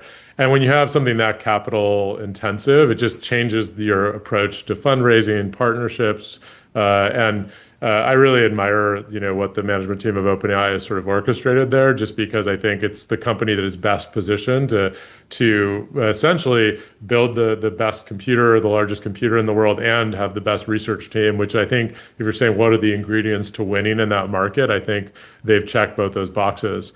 In some ways, the applied AI market, I'm not sure other founders in the space would agree. Like, I don't think we're like an AI company. I mean, we're using AI to solve business problems, but that's what I love about kind of the whole approach is that we talk to a lot of companies that say we're an AI agent company or we're an AI company, and then you ask a few questions, and you realize like you're building enterprise software. There's a bunch of things. There's a bunch of things that there's no shame in that. And there's nothing bad about that. We love enterprise SaaS more than anyone. But if you forget that and you get fixated on, we're just building agents, it's like your customers will eventually ask you for a feature set that looks like traditional software, although maybe it's a different workflow. Or you might burn 20 million of capital training a model because it makes you cool at a San Francisco cocktail party and lose sight of why your customers are hiring you to do the job that you're doing. And so, to some degree, as you said, we're unashamed of being an enterprise software company, and more than that, I think the way we invest our capital is very different. Thank you. What's your framework for understanding SaaS companies in the public markets today? What percentage do you think will be? It feels like everybody will have to transition at some point from traditional seat-based pricing to value-based pricing. You guys have the benefit of starting out with value-based pricing and saying, how many phone calls do you get? How many individual reps do you have? What percentage of that can we augment or replace? But just feels like doing that transition on a quarterly reporting cadence feels completely miserable. Yeah, my high level premise is it's easier to transition your technology than it is to transition your business model. And it's especially if you're public, just because if you just think about, let's say you have I'll just pick an ERP company, and you have an enterprise license agreement for some number of seats, or ITSM or something like that. And then you say, okay, we're going to make an agent to automate 70% of what this platform does. That's easy in theory, but what happens in the next renewal, like in 6 months? Maybe your AI agent platform isn't quite mature enough to actually, make up for the difference in lost seats. So maybe your sales rep who's incentivized on increasing the size of that contract goes and it says, you should buy both, buy the same number of seats and an AI agent. And all of a sudden the CFO of that company is like, wait, I thought this was supposed to reduce our costs, what's going on here? And so I think I think all these incumbent SaaS companies have an opportunity to come out strong in this market, but they have to really transition their business model and their technology model at the same time. And anyone who says it's easy has never been a public company CEO, because it's really hard, because you end up having to tell a story to your investors, to your customers, to your employees. You have to go through a trough of despair, probably. And if you look at Microsoft's transition to the cloud, and it was really complicated to go from Windows revenue to Azure revenue. Now Satya's, a hero for having done it. But at the time, there's a lot of people, including me, who wrote them off, and then afterwards you're like, wow, props to them for making that transition and coming out so strongly. But for every Microsoft, there's a Siebel Systems who didn't make a transition, and for those of you online who don't know Siebel, that was the company that Salesforce beat in the transition to the cloud, and now you probably don't know their name because they didn't sort of make it through that transition, despite being the market leader in the on-premises software era. So I think all these companies have an opportunity, and I think that it really takes leadership. I think it's very hard to do as a public company, just because it's very hard for investors to sort of see through the quarterly earnings to see, because it's just hard. It's just like, is this company mid-transition to something great, or are they just dying? And like, it's easy. It's like, and a lot of it is ambition and storytelling. And so it's just a complicated time in software. I think it's really going to come down to leadership, both like stakeholder management and technology leadership for companies to make this transition. Are you getting a bunch of calls yet from AI application companies that haven't found product market fit and need to find a soft landing, or do you think that's a few more quarters out because those companies are still well capitalized? We are. There's definitely just given the amount of revenue growth for the ones that are working, it's pretty clear the ones that aren't. There's some good teams and good technology there too. So we try to look if it makes sense at all of them, if there's a good team that could contribute. When did that start? About 6 months ago. Okay. Yeah. What's I assume it will accelerate. Yeah, we're having Hamad from General Catalyst on the show Friday. What's your reaction to his sort of hot take? I don't know how much it was taken out of context, but this idea that triple, double, double is kind of dead. You need to be 10xing every day. You're not 10X, interesting 10X, unless you're 10xing. Is there something there where like the power law is getting steeper? There are more winner-take-all markets, more faster growth companies, but then also just some that are, triple, but then going to be nothing. Yeah, so I have a complicated opinion on this one. So first I'll say the faster you grow is sometimes correlated with a lack of a moat, just because what enabled you to grow fast might enable your future competitors to grow there as well. You see this in some social services as well. You'll have these social services grow from 0 to whatever million users overnight based on a social mechanic, and very few of those have ended up durable. Some of them ended up incredibly valuable, like TikTok, but there's like, the clubhouses. Yeah, but TikTok also spent like billions of dollars on user acquisition, right? Exactly. In enterprise, I do think that growth is greater in agents, in part just because there's more value in agents than there is in software, because you're, essentially doing things like that people were doing before. So you're just achieving more valuable outcomes than just slight productivity enhancement. The reason I'm cautious on it is I think growth can sometimes be artificial, so you can basically juice the numbers, and the question is, are you creating a durable business? And, we talk a lot about, like in our board meetings, just about first mover matters, and there's definitely like a green field right now, but what matters is where you are 10 years from now. So like, are you creating a machine to make happy customers at scale? And so many of these businesses can grow to like, 50 or maybe even 100 million in ARR and plateau. And you saw this with a lot of different businesses, actually. I mean, and so the question is, what is your addressable market? What are your product advantages? What are your go-to-market motion? And can you scale to add to the next zero? Can you grow to the next order of magnitude? And the only reason I think I thought it was a smart point that growth has definitely accelerated in this world of agents. But as an investor in particular, you're really worried about, can they get $1 billion in revenue? Can they get 10 billion in revenue? And it turns out that like growing really fast to 20 million is like loosely correlated with that. You know, it certainly means there's product market fit. But the question is, like, was it with a very small niche of startups, or selling tokens at a loss, and you're just subsidizing it, right? Yeah. So I'm a huge believer in quality annual recurring revenue and very happy customers. And my view is, if you can do that quickly, like we have, that's great. If you had someone growing more slowly, but it was very high quality revenue from very happy customers, I'd probably bet on them over just the fast growth rate, because to me that's a more durable business over time.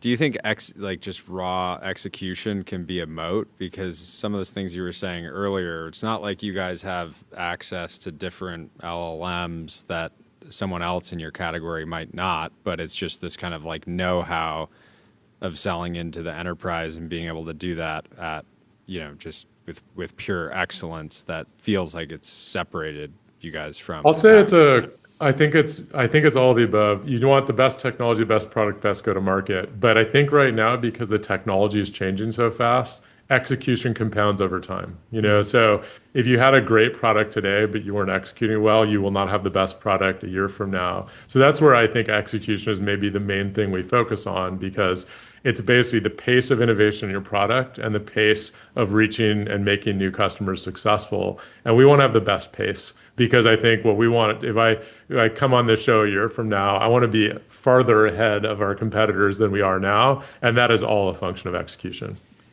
Last question I have, I know we're a few minutes over, so hopefully you don't have to jump, but how are you thinking about the evolution of the cloud market broadly? You have companies like Oracle waking up and getting extremely aggressive. You also have a bunch of neo clouds. I'm sure all of these different players are calling you every day, hopefully not sending you AI ChatGPT generated cold emails, but I'm curious, like, you know, where you expect to be and what kind of vendors you expect to be using on that side over the next 5-10 years.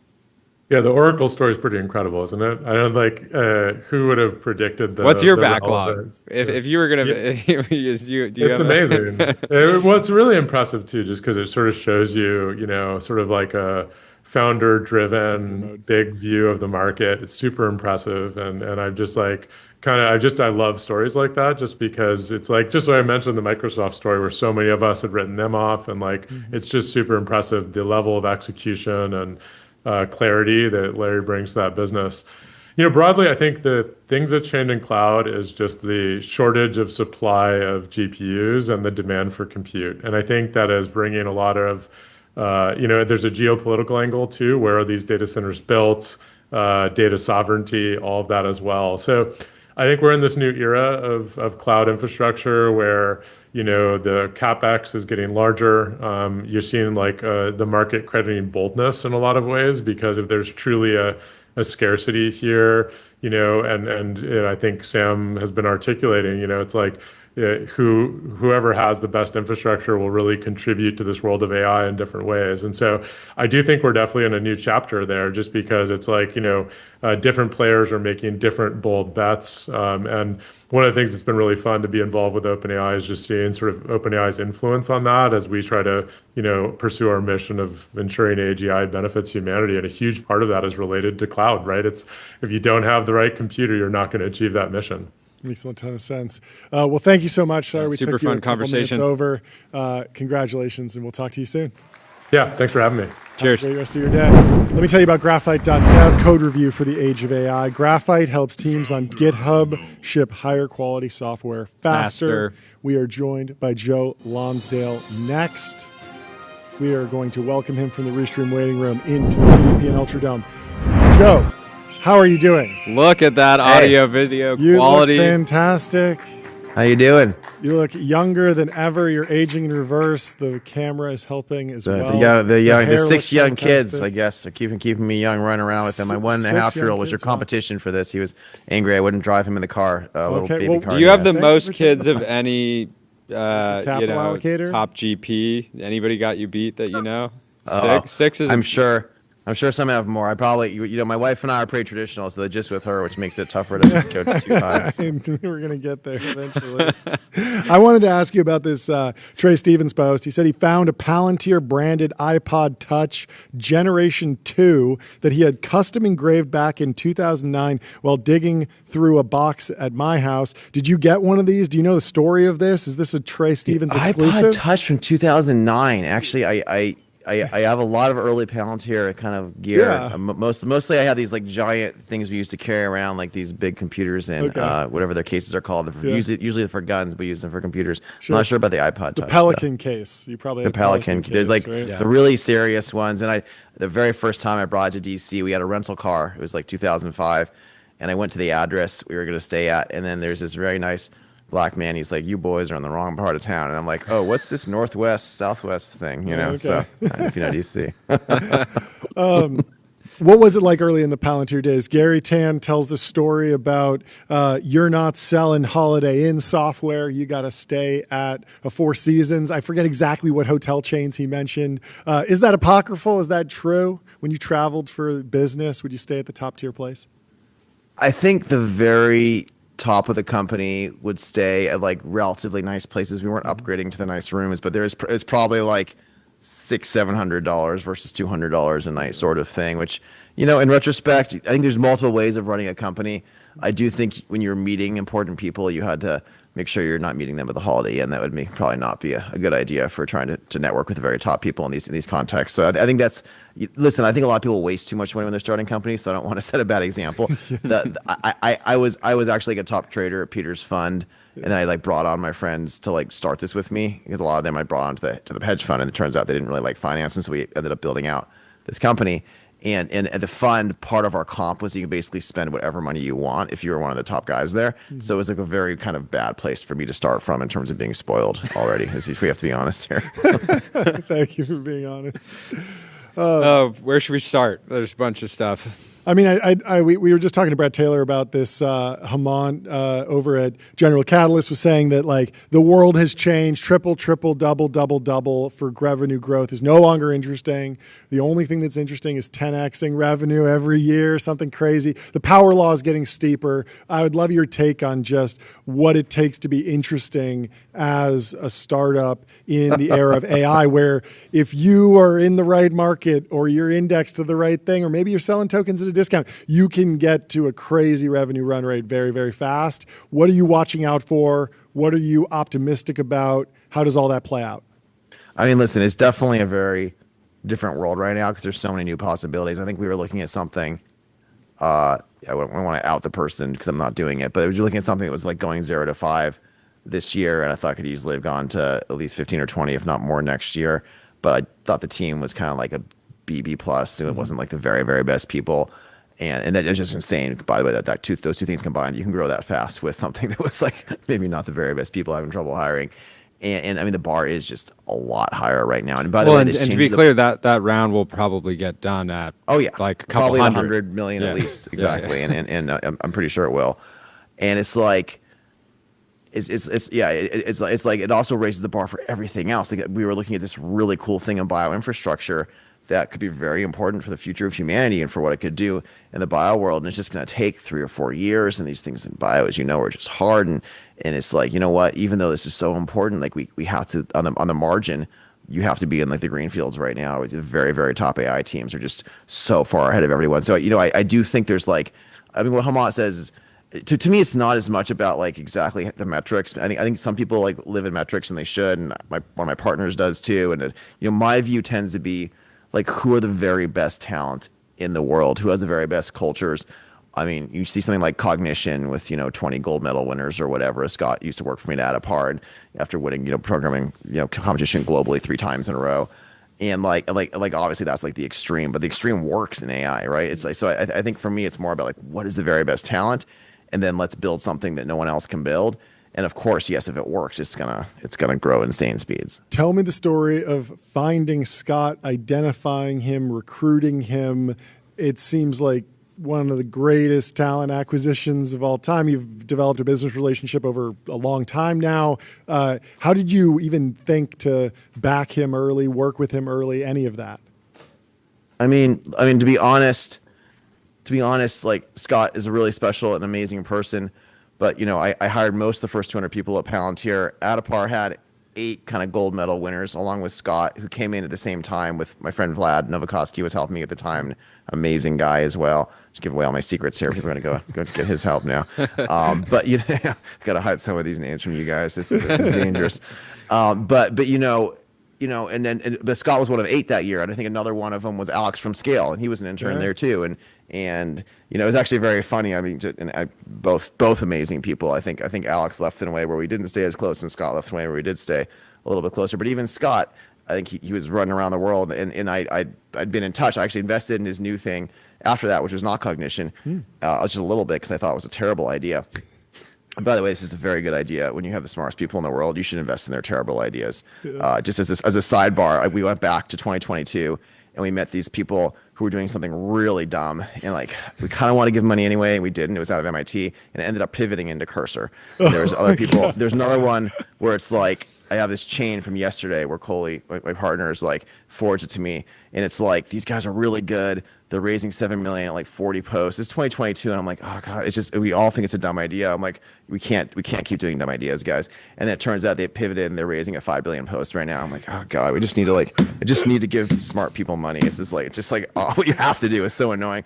But yeah, there's the bell curve. It's like, on one end, just give smart people money. On the other end, give smart people money. And in the middle, it's like, what's the idea? What's the attraction? What's the metrics, all this stuff? It's just even though it's actually actively a bad idea, give them money. And by the way, even the thing that was a bad idea, Vlad, he's doing with Vlad now, or Vlad's in charge now, and he's pivoted to something that's working. It's also a unicorn. So it's they figured it out. So it's just insane. It's just all about talent. Yeah. And so I lost touch with Scott a little bit, and I got back in touch with him. Unfortunately, I've been in the last 3 rounds of Cognition. I wish I'd stayed as his best friend. It's hard to keep in touch with all the smart people you admire flying around when we're busy. But he's someone I really enjoyed getting to know, and he's someone he's really grown as a leader more than I expected. Sometimes people when they're 18, 19, 20, 21, and you get one impression of them, and you're so impressed, but was not the leader personality. And now he's just such a fierce leader personality. Plus the global champion thing. So that's pretty amazing. He's doing good work. Yeah, we read a Wall Street Journal article about the latest IMO gold medalists,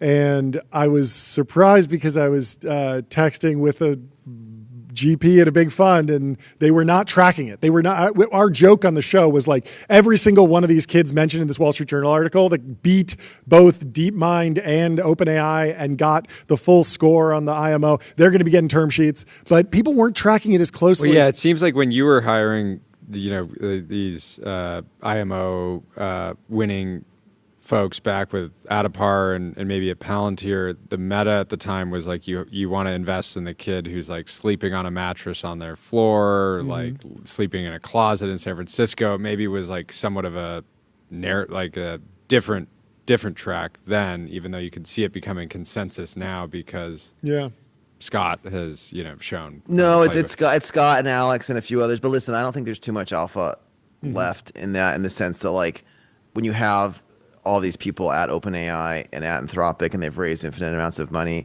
It was a problem for me in Palantir in 2008, 2009, when Meta and Google, it wasn't even called Meta at the time, started giving 100K bonuses to these kids out of the top schools because we had a monopoly on just the playbook for the top 20 universities, and they started just giving 100K bonus. That's insane. And now it's literally 100 times that. Right? So it's for these other.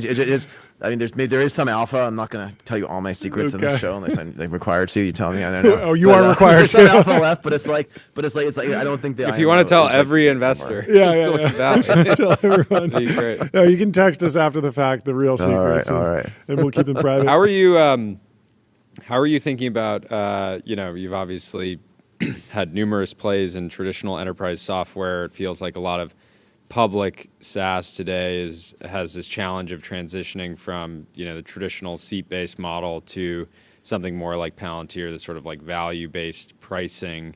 How are you are you just bearish on public SaaS broadly? Do you think some of them are going to be able to transition? Bret Taylor just said it's easier to do a transition your tech business model, your tech than your business model, especially in the public markets. It's so funny to live in this world because it's like I woke up in opposite land where I was like people just beat the shit out of me for like a decade for doing the wrong thing, the wrong model, and suddenly like how could everyone do that model? I'm like, that's great, I guess. I don't actually know if everyone needs to do a change in model. Overall, I guess I think the more interesting question is like which of these SaaS companies owns important infrastructure and workflows that are juxtaposed to other value they can capture with AI, and then also still has the technical culture to do that. So this is like a motion at Adapar I'm working on really hard. As an example, I started Adapar 15 years ago. It has over $8 trillion in the platform. The core infrastructure business is still growing. Infrastructure SaaS business is still growing at like 25+%, just that core. And there's all these things on top of it starting to grow because it just touches everything when it provides value for wealth managers.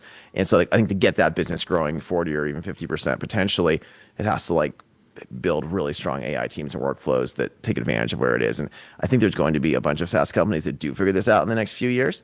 And those are going to be really valuable companies. And then the ones that don't figure it out at all, there's probably some danger that they even lose the moat of their core thing to begin with because it's going to be too easy to copy or something if they're not like scaling it. So I again think it's like a power law thing where some of these are actually worth a lot more. And then most of them don't have the talent to do it. Yeah, it's been fascinating watching the narrative shift from the foundation model companies are going to eat everything to the foundation model is going to commoditize. There'll be a couple application layer companies to the idea that AI would be sustaining in enterprise SaaS because you actually, even if you have a semi-technical culture, you don't need to train a foundation model. You can just go grab an OpenAI API and implement that. But there's this business model tension now. And if you're stuck in your business model, there's going to be a lot of startups that are counter-positioning against you, and you're going to be kind of screwed. How are you thinking about it's interesting because I do think if you own the customer really well, you could add these things much more easily, but you're going to have to go faster. The startups are going to eat it away. There's so many areas where we're kind of or the system of record or some sort of database, some sort of relationship. This is like Socotra is a company I'm in. It's like a great system of record for the insurance space, and it took a long time to build. It's a bunch of Palantir talent. They're really coming into their own system of record now, which insurance is very slow. And then they're trying to add the AI in before all the new AI things that people are funding. And I think it's pretty interesting. I think the system of record has a very good chance of winning, but that's a question. Yeah. How are you thinking about macro broadly? I feel like every asset, all-time highs. Gold, Bitcoin. I like the meme that says "Printer is coming" with he's dressed up as Lord Stark of the North. It's like, Printer is coming. But for your angle, it's probably generally better use of your time to like think about the opportunities at the early stage today. You could incubate a company, you could fund a company. What is the world? I'm incubating a lot. Listen, I started incubating a lot more in 2021, partially because I was just so annoyed that everything was like insanely unreasonably expensive, and then I have you kind of have a monopoly on the first couple rounds, right? We probably were too generous letting friends in. I'm always just like, I have these business friends who are just like much more hardcore than me and just like very sharp elbows and kind of even a little bit nasty. And like I tend to like just like everyone around me to make money. So I probably should have taken just only myself the first two rounds. That's especially Saronic. I should have done that, but whatever. We own plenty of it. It's fun to start things that are important for the country and that win, and we make enough money for everyone. But no, we do the whole like big first round ourselves now, just because that's the right thing to do for the fund, and then like do a lot of the second round. Listen, I think building is still the best. I mean, even right now today, you guys tell me I'm seeing AI rounds where like I'm really happy if I get 15% in a Series A of a really hot AI company right now. I think I got 16% something the other day by overpaying, and I think it was the right thing to do. Yeah. And it's like, but I mean, I've seen a lot of things where I get 5% or 6%. Like we just talked to Bret Taylor. He raised $350 million at a $10 billion valuation. Like that's not a lot of dilution. It's going to be hard to build a huge position in that company, and that's a one-year-old company. Like, and these are happening all the time. I mean, he's special, but it's still a there's the specialist ones. I mean, I only have 2 or 3%, and I'm really happy because I think they could be $100 billion companies. Yeah, exactly. It's very weird. It's different than it was.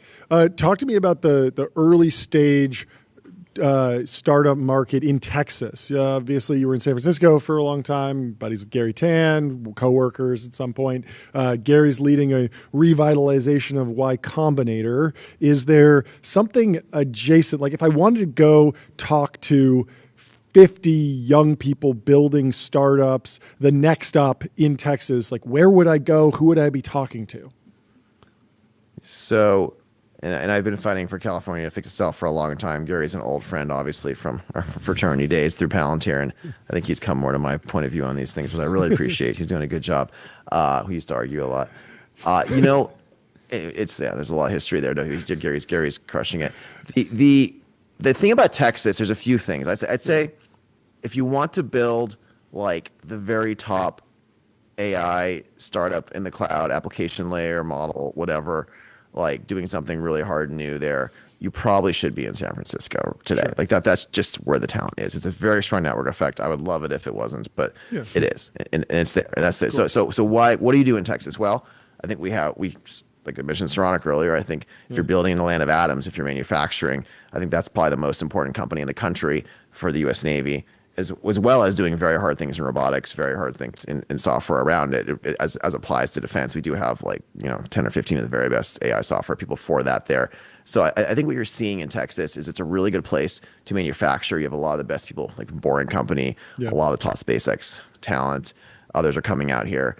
I think you have a lot of things that go really deep in healthcare here. Obviously, MD Anderson in Texas is probably the best cancer center in the country, alongside Memorial Sloan in New York. And you have just a lot of other really deep kind of healthcare research, healthcare services groups, healthcare services.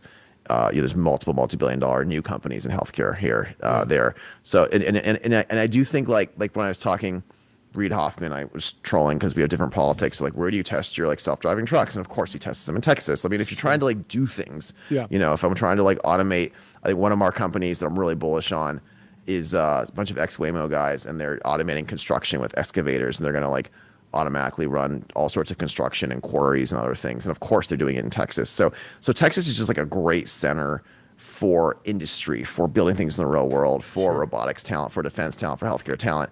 It has great AI talent, but it's not going to compete with the next new AI models in San Francisco. San Francisco right now is just obviously an awesome place for investing for that type of stuff. My current understanding of the startup micro worlds is that you're still probably going to be doing a road show on Sand Hill Road or in San Francisco. When you're later stage, you're going to be talking to crossover funds in New York. You're going to be in DC if there's a lobbying component. But then you're going to need to build your company wherever makes sense. And for certain industries, Texas makes a ton of sense. And for a lot of things in the real world, a lot of things in healthcare, Texas is by far the best place to do it. It's listen, I love you can go the government. It's not like they agree with me on everything, but you can go to them and you can talk, and they're reasonable and they respect you, and you go back and forth, and you don't have to be a Republican or Democrat to do it, by the way. They actually, it's you can't, they actually care about business succeeding. It's very cool. It's a new idea to me to have a government that has a group. So wow, how do we help business succeed? It's really great. And then you can get things done, and it's reasonable. So I definitely like building things here. Jordy? Without giving away too much alpha, or feel free to put people down the wrong path. What do you think is the most underhyped trend adventure right now? Obviously, AI is just drowning everything out, but feels like could be at the beginnings of a new robotics wave. But how are you seeing it? Yeah, I'm really interested. You say robotics. I'm really interested in the stuff going on in the real world using AI, which I think is a whole new area that it's still early, but I think it's just a much bigger part of the economy than people realize. So for example, if you can do a certain part of construction automated with Bedrock, I think people don't understand, that means you can run a quarry better. And there's $100 billion of quarries. And if you can make quarries have higher cash flow, that's worth it's worth tens or hundreds of billions of dollars. I mean, it's just and there's so many things like this where the real economy is 85% of the capital. And that's all about to be transformed. And I think that people underestimate how much we're going to need in credit to do that, how much just how much big stuff's going to happen that you can create in the economy in the 2030s there. So even stuff like Boring Company, and automating that and making it much better is obviously using modern AI and other modern technology as they iterate with engineers on it. And it's just really impressive how much cheaper you could do things, how much better you could do things. So I think that's underhyped and misunderstood, just because maybe it takes a couple of years longer to really get out there and start spreading quickly. But I think it's just much bigger than people realize. And that's one of my favorite areas. I guess the other one, I think in general, people spend too much time on the super giant companies.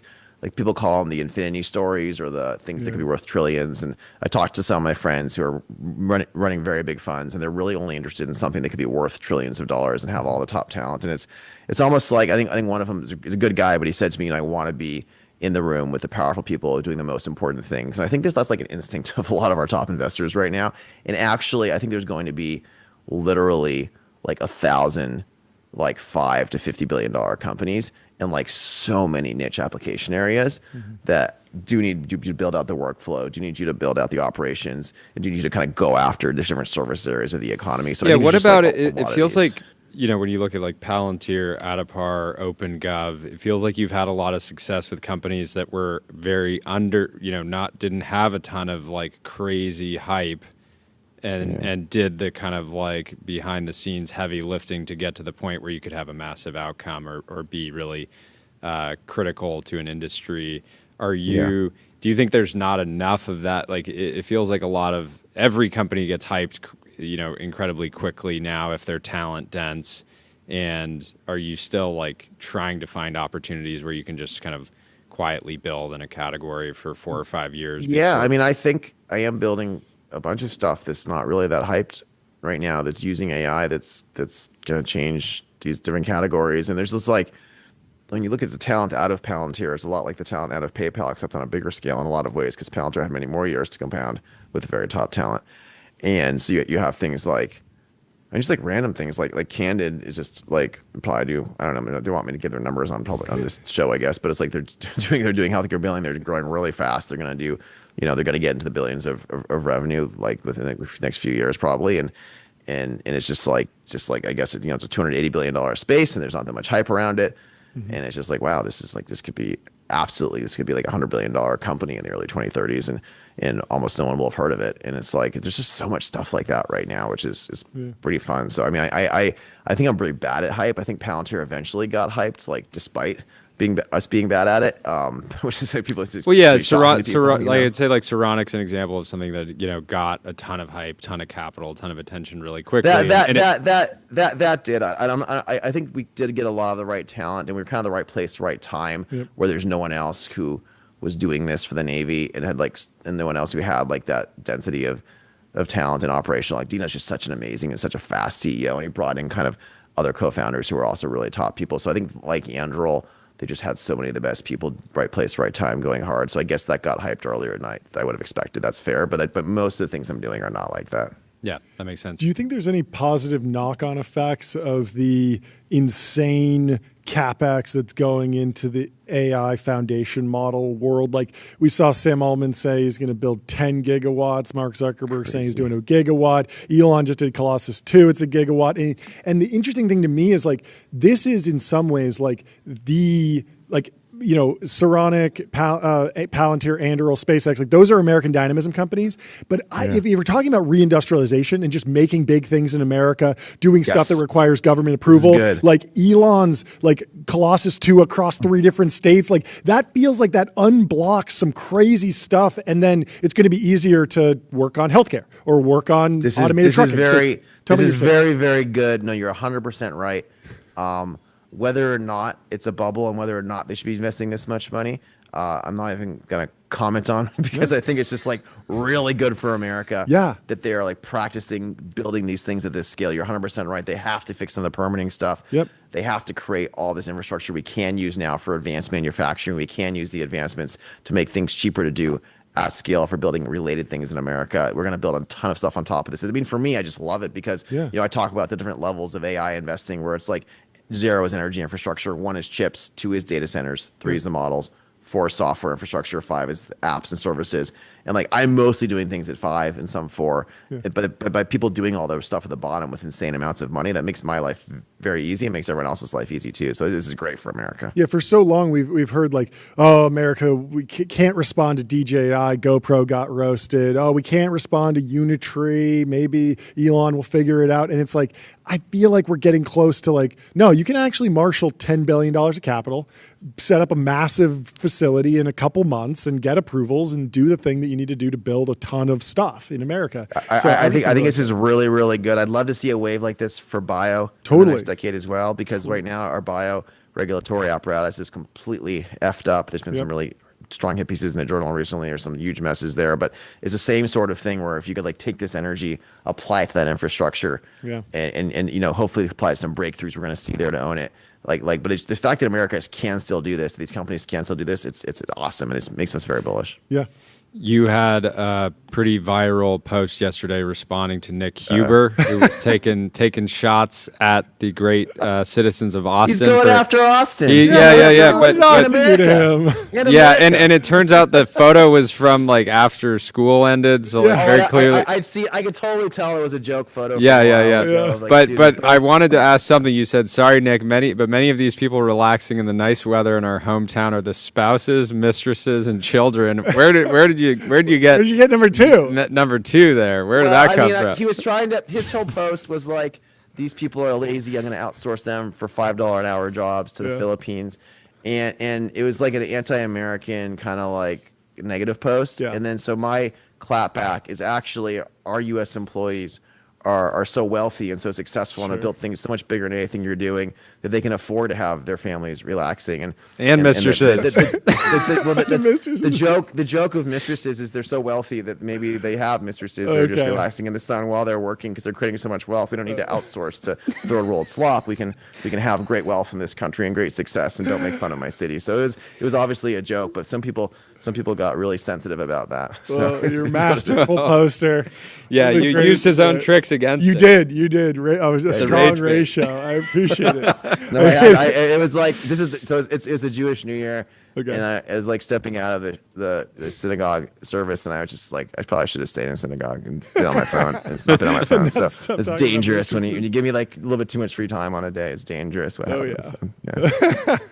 Well, never stop posting. Never log off, Joe. We enjoy your posting. We've enjoyed your appearance. Thank you so much. Yeah, I would actually I think X would like it broadly if every time Nick Huber posted, you just quoted it and dunked on him, because he's always leaving something open. Oh, yeah. I worry I hurt him because he like has these really angry replies, and I thought it was kind of a joke slap back, but I think he was like pretty offended. So if he's listening, I didn't mean to be offensive. I appreciate his hustle porn, even though I disagree with attacking America.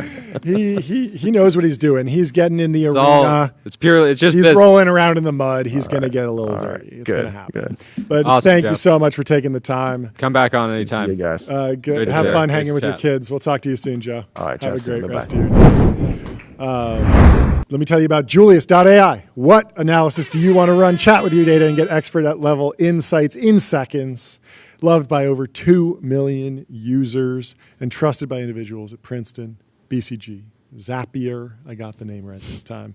Did you see the Carhartt jacket that Turner Novak says if a VC shows up to the meeting wearing this, you should sign the term sheet immediately? Is this a callback? Didn't Bain Capital do a Carhartt collab for merch, and they got some backlash from that? Stolen valor allegations. VCs keep it in the. I mean, there's nothing wrong with putting on a suit. You saw Joe Lonsdale just came on the show in a beautiful suit. Nothing wrong with the suit. What's the Patagonia vest? That's very iconic VC attire. You throw on this looks like Han Solo. Like this jacket looks like something Han Solo would wear. It looks good though. Anyway, in other news, YouTube restored some suspended accounts. Ben Thompson has been breaking it down. He said that he gave kudos to the information for their headline, which is YouTube to reallow accounts banned over COVID-19 integrity election violations. And Ben says this stands in marked contrast to other headlines that characterize it as people who spread COVID misinformation. And he's quoting The Verge on that case.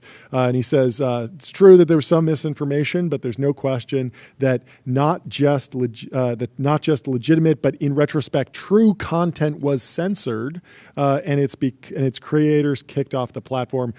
Google, in that letter to Jordan, who is a Republican legislator, said that they placed the blame squarely on the Biden administration. Google is saying the Biden administration twisted their arm. And so this obviously goes back to the discussion about what's happening with Jimmy Kimmel. What is the role of the government in free speech? I think it's that the government shouldn't be involved at all, actually, and that no government should be involved in this stuff. There's been debate over what level of involvement find one was in. person that didn't spread at least a little misinformation during that era, right? Whether you're government, whether you're some schizos, conspiracy theorist, right? Everybody was. And that's what makes America great, is that during the COVID era, we were suffering through the same pandemic that China was suffering through, but we, supposedly had free speech, and so we could talk about it and throw out crazy ideas and pitch all sorts of different solutions and debate them in the great online marketplace of ideas. And so this seems like a positive shift. More speech is probably better. More free speech is probably better. Ben says his concern on stratechery is more narrow, and that is how tech companies should have approached challenges like these over the past years and how he hopes they approach them in the future. And so he says Google and YouTube were obviously not the only tech companies under pressure during the COVID era. Meta CEO Mark Zuckerberg said the same thing a year ago. Another was Spotify and Joe Rogan, which Ben wrote about at the time. And he got a lot of angry responses to his take on how Spotify should have handled the Joe Rogan situation and the pressure on Joe Rogan during the COVID pandemic. And Ben says, but I think in the revelations of the intervening years, and I might add, a lot of those headlines I complained about above prove my point.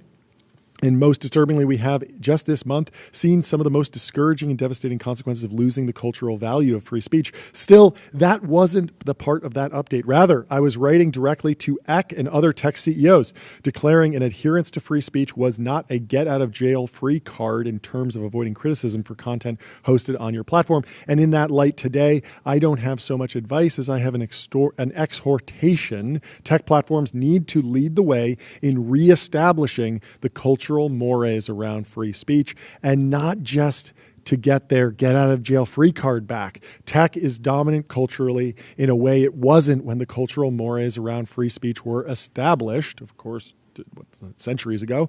And the most generous interpretation of their actions over the last decade is that they were afraid to assert their power, bowing to the wishes of the loudest voices in the media and in their own companies. In fact, the best way to avoid partisanship is to be the natural arbiter of all the platforms say they want to be, is to decline to take positions on all issues but one: the importance of free expression. That is the key enabler of finding a path forward on all those other issues and is the foundation of a free society. That, in a nutshell, has been stratechery's approach to politics, and it has served me well. I think it would scale just as well to the largest companies in the world. He says, take a page out of my book. It's working for me. Page out of the First Amendment. Page out of the First Amendment. Potentially the first page. The first page of the list of amendments. Did you see this post from Lachlan Phillips? He said, I did. Break it down. This is Coogan thought. My most toxic trait is the belief that instead of jailing Elizabeth Holmes, we should have placed her under YC arrest under the watchful supervision of Gary Tan and forced her to rebuild her device over and over again like Iron Man for the next 11 years or until she gets it working. I love it. And this is what you wanted to see. Instead of the kind of shit posting that she's doing, it'd be great if she was like, guys, I'm figuring out kind of what went wrong before. Here's a more narrow solution that we could kind of create. Yes. I mean, it doesn't even need to be. I mean, I understand that from prison you are not going to be able to build a device that tests your blood. Like she's just not going to have the equipment for that. But she could be reading papers. She could be reading the analysis and giving thoughts that over time could look very good. Like you see it today with the news of Donald Trump and RFK are talking about Tylenol. That's being hotly debated. The administration is taking one position. Different media figures and health experts are taking different positions. I'm sure Andrew Huberman will comment on it at some point, right?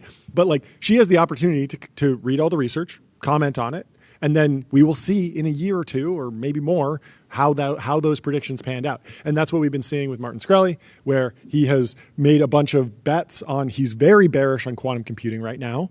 We'll see what happens. We just get to wait, and we will remember, wow, he was correct about his bear call on quantum computing, and so that updates us to think that he is an interesting thinker on the valuation of new technology companies, right?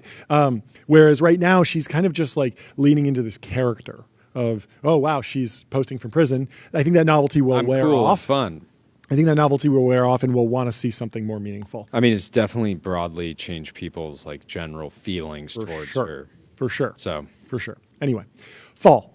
generative media platform for developers, the world's best generative image, video, and audio models all in one place. Develop and fine-tune models with serverless GPUs and on-demand clusters.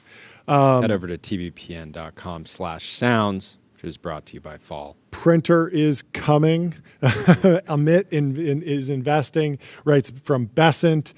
We are going into an easing cycle and we'll see a massive decrease in mortgage rates.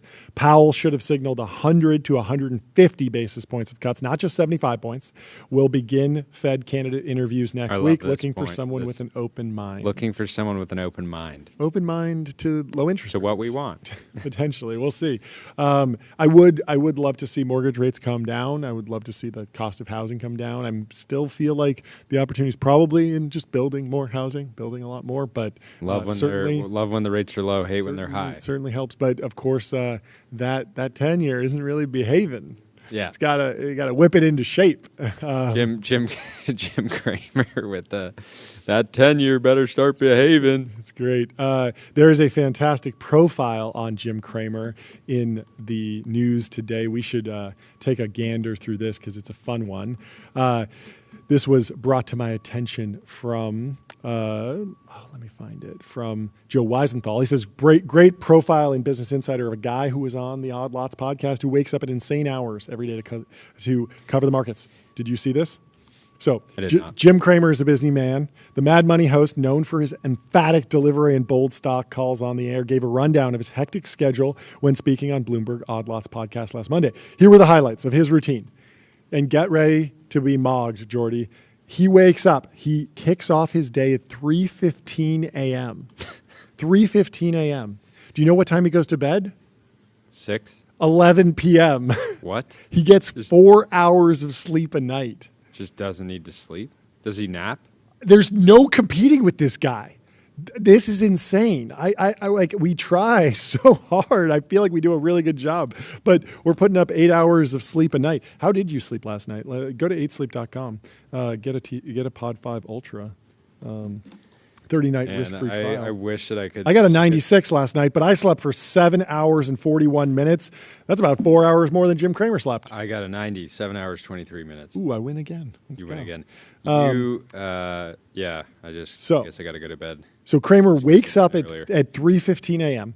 The first 45 minutes of his day are on, quote, a tight schedule due to his 4 a.m. workout. We're getting into the gym at 6:30 at best. He's getting in 2.5 hours ahead of us, and he's on East Coast time. This man lives in the future compared to us. It's remarkable. Crazy. Before the hour, he brushes up on the market by perusing the Financial Times, Bloomberg, the New York Times, the Wall Street Journal, and CNBC. I get 2 of those done. He's doing 6. Okay, he's ahead of me there. Cramer also said he sifts through stock research in his inbox, combing through about 700 emails a day. That's remarkable. Amazing. I read everything I think is relevant. I'm looking for something to say. I have a memo that comes out, 10 things I'm looking at. I do 1 thing I'm looking at. He does 10. I try and just do the current thing, and he's got 10 of them. He's an absolute beast. Cramer said, referring to his weekday morning newsletter for CNBC's Investing Club, he said, "So that's my overlord." He referred to the newsletter as. I'm starting to feel that the newsletter's my overlord. I respect it. Yeah. Go subscribe, tbpn.com. Throw your email in there. You will get the TBPN run of show every week. The current thing, my newsletter.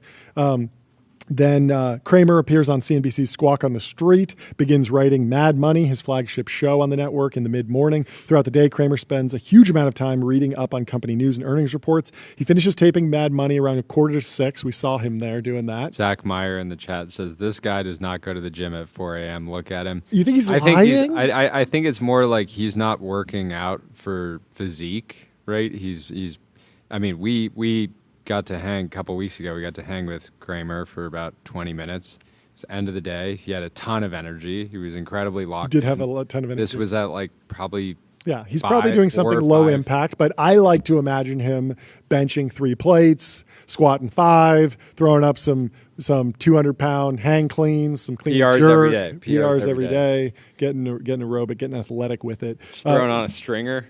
He'll fit. Yes, absolutely.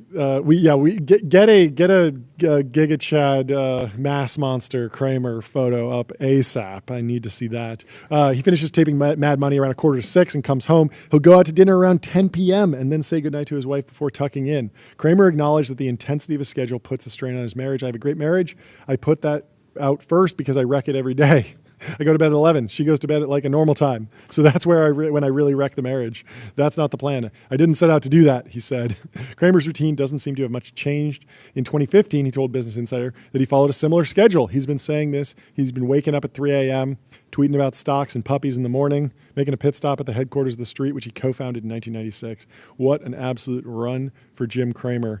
Anyway, Turbo Puffer. Search every byte, serverless vector and full-text search built from first principles on object storage, fast, 10x cheaper, and extremely scalable. This little Turbo Puffer is used by Notion, Linear, Cursor, and many more. I want to go through VCs to AI startups. Please take our money in Bloomberg. This is from Kate Clark. She says, private jets, box seats, and big checks. Investors are doing whatever it takes to get into top AI deals. Jordy, would you mind reading the first few paragraphs of this article? I'm trying to catch up to this article. It's page 90. Raising venture capital money has been a breeze for Decagon AI. We're all over the place with the customer service AI, startups. CX. It's a very hot industry. Decagon's doing well. Finn, our partner, is doing well, and Bret Taylor's doing well too. Decagon's 2 years old. They're developing artificial intelligence tools for customer service. All 4 of Decagon's funding rounds, totaling more than $230 million, were preempted, meaning firms like Andreessen Horowitz offered to invest before the company started fundraising. Now, just 3 months after a round that valued it at $1.5 billion, we had the founders on when they announced that round. Decagon is fielding unsolicited offers at valuations as high as $5 Give it up for unsolicited offers. They're some of the best offers. For Decagon and a few other AI startups, the fundraising script has flipped. Instead of pitching venture capitalists up and down Sandhill Road, VCs are pitching them, hoovering them with gifts and favors in hopes of leading their next round. Can you catch us up on the rest of this article? Jesse, and I want to go into some ideas because I think the VCs aren't thinking big enough. Big enough. We'll get you back in a second. So Jesse Jiang, the 28-year-old co-founder and chief executive officer of Decagon, says investors hoping to back him have offered him everything from tickets to Golden Gate Warriors games to an autographed poster of MMA legend Khabib Nurmagomedov. John would not know who Khabib is, but I'm sure many of you do. One investor even folded origami cranes into a mosaic of Decagon's logo and hand-delivered it to the company's San Francisco office with a term sheet hidden inside. Decagon took the deal, so that's a good one. That works. Investors are emailing term sheets. They're giving verbal offers. They're inviting founders to sports games. They're inviting founders to race Ferraris, and they're inviting them on private jets, says Bennett Siegel, a co-founder of investment firm A-Star and an early investor in Decagon. What you tend to see is the best companies are getting preempted every round, and the time between rounds is shrinking. The lavish VC overtures are part of a larger Silicon Valley frenzy for AI driven by startups' astonishing revenue growth and investors' belief that these companies can dethrone tech giants. U.S. startups have raised around $200 billion this year so far, according to PitchBook data, but 41% of that went to just 10 companies, highlighting VC's relentless focus on a small group of AI frontrunners like OpenAI and Anthropic. Last year, the share of funding that went to the top 10 companies was less than 10%. A few smaller AI startups have also emerged as investor favorites, drawing outsized attention and capital. Among the rising group of hot companies is legal startup Harvey, customer service firm Sierra, and coding company Cognition, all of which have drawn big offers from VC firms. AnySphere, the maker of AI coding tool Cursor, has become a central example of the rush to fund newer AI companies. Kind of funny that... I heard you talking trash, by the way. I do know who Khabib is. He's an athlete. There you go. Nailed it. You know. What else is there to know? What else is there to know? He punches and he kicks. Does he do kicks? He does kick. He does kicks as well? Yeah, he does kicks. He's into kicking? And wrestles. So, isn't it this trend of companies having like one name and then the product name being called something else? AnySphere and Cursor. Windsurf had the same situation, right? Yeah. So there's this story about Decagon. One investor even folded origami cranes into a mosaic of Decagon's logo. I saw a picture of this and I was confused because a Decagon is just a 10-sided shape, and so it's actually like extremely easy to fold something into a Decagon. But I guess they did cranes into the shape of a Decagon or something. Because like, cranes, imagine if you're like, oh, I really want to invest in Square. I'm gonna fold you a square. I'm going to take a piece of paper. I'm going to turn the term sheet into something square. It's like, I want to see true origami mastery from a VC if you're going to try and preempt a round. Yeah, absolutely. I mean, I think investors should be thinking of it as what is the right kind of effectively bribe at each stage. Yes. Right. So. What's the budget? What's the math that you should be doing? How much should you put towards the bribe? Towards the tip? It's a tip. Yeah, it's a tip. There's no tax on tip. It's a tip. I don't know. It depends on the round. Yeah. But if it's really competitive, maybe thinking about putting 10% of the check size, and then paying out of your own management fees for some type of experience, right? Yeah, I mean, if you're just paying 10% over, if there's a $300 million round and it's between you and another firm, and you just take just 10% over, that's not going to hurt your returns. Like if you win the round, it's going to be, a 10x. And so 10x on 300 as opposed to 330. Just make insane assumptions. Just take the 30 mil. All math out. Buy a McLaren F1 and be like, I see you as the next Elon. I see you as the next Sam Altman. They drove McLaren F1s. You should drive one. You should have this car. It's yours. Or keep a fleet of supercars at Sand Hill and say you can have this from between the A and the B, right? Yeah. So it's and you could have an adverse effect of founders being like, I like this P1. I don't really want to raise my B. I'm enjoying dailing it, but in general, I think it should work out. So I think it should be like writing a 250K flyer. Why not get a founder? A long weekend at an Amman property of their choice, right? Something straightforward. Just a weekend. I feel like a long weekend, a couple weeks. Like at least you could. I know, but you're getting well beyond that. That 10% mark. 2 days in Amman is 2 weeks at a Four Seasons.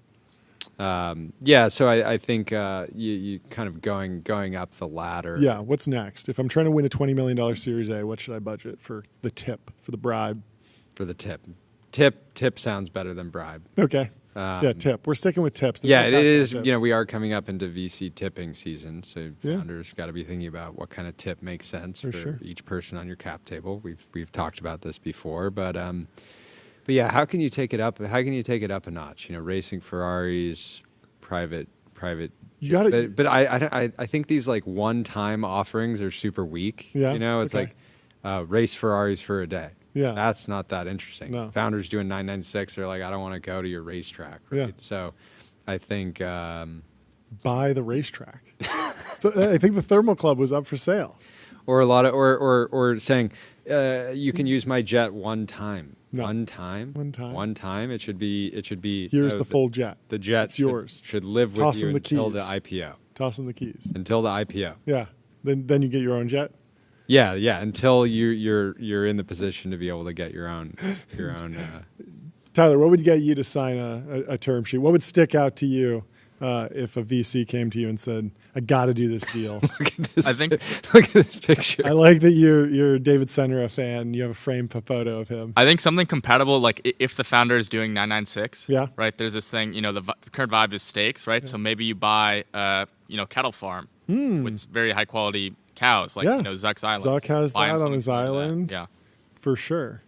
Goldrock said, I had a VC try to take me hot air ballooning. That's a wild one. Would you go in a hot air balloon? I would absolutely go in a hot air balloon. Okay. It's extremely aristocratic. Yeah. It's fantastic. I saw a video of a hot air balloon crashing from somebody that took the video inside the hot air balloon. It scared you? It wasn't super appealing. Oh, we got Tyler on the big screen now, and we got Senra here on the big screen. That's great. There we go. I feel like that's a skill issue. Just hit ChatGPT. How do I fly a hot air balloon? Get up to speed. Summarize that for me. Don't make mistakes.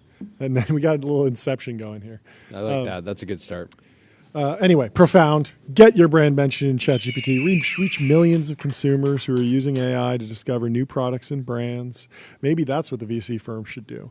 Get on Profound. When founders type in, who should I raise money from? I'm building this. Show up in ChatGPT. I think founders should just ask. I don't want you to just join the board. I want you to actually become a BDR at my company for the next 2 years. Yeah, I mean, you're joking, but like that's sort of, I've seen that happen with Elon companies, where to win allocation, you're going, not BDR, but recruiting. Yeah. So come in and import your entire network. Everyone you know who's an engineer who could work at this company, come and work basically full time for like a month to like really do everything you possibly can. Because there's always, you write the check and then you're like, they hit you with like, oh, like, do you know any software? It's very different from being like, I'm doing 3 full-time weeks, just actually racking my network, actually making calls, catching up with everyone who'd be relevant. Not just making the 2 most convenient. No. Going really deep into the actual, into the Rolodex. Does the Hindenburg count as a hot air balloon? I don't think so. It was a dirigible. It was a blimp. Anyway, numeral. Sales tax on autopilot. Spend less than 5 minutes per month on sales tax compliance. Let numeral worry about sales tax. Google just killed Dingboard. You saw this? Are you familiar with Dingboard, Yaxine's project? They just killed it? What do you mean? Have you seen this? Of course I know Dingboard. Were you a subscriber? I was very early on. He gave me, I was like very early on. I DM'd him for some reason and he gave me a code. I loved the product. I thought the product was amazing. Yeah. It didn't really work that well on mobile. But it was super cool. You could like go in and with AI remove backgrounds, merge images, blend things together. It was a fantastic product. He goes to work for X. How did they kill it? Well, because Google Labs just launched Mixboard, an experimental AI-powered concepting board designed to help you explore, visualize, and refine your ideas, powered by our latest image generation model, of course, Nano Banana. And with Nano Banana and basically, it's not that they killed Dingboard. It's just that they launched a product that is clearly inspired or lives in the same kind of work stream as Dingboard, where you can remix images, bring things in. Very, very cool product. I would love to see this on an app for sure. I've always when I'm making images and memes on my phone, I'm always going back and forth between like Photoshop Express and Image Flip and a few different sites. There's not a lot of stuff. This is a great product, and I hope someone can take it across the finish line. Obviously, Yaxine had to go work at X, and now he's working on robots and stuff. But what do you think of Stiller's? Stiller's Soda, Ben Stiller's soda company. I have no idea. Does he have that type of audience that's like ready to rip soda from Walmart? Yeah, it's interesting. Like I guess like we were talking to John Shahidi about this. Like Ben Stiller is the type of person that could probably call the CEO of Walmart and get a meeting, right? Like he's so famous. If you're a CEO of a big retail chain and you hear Ben Stiller's on the line, you're going to take that call, right? So maybe it advances your distribution quickly. Stiller's is also just a great name. Like that's the name is great. Most. And when I saw it, I was like, oh, that's a cool name. Stiller's. I'll take a Stiller's. That's a great name.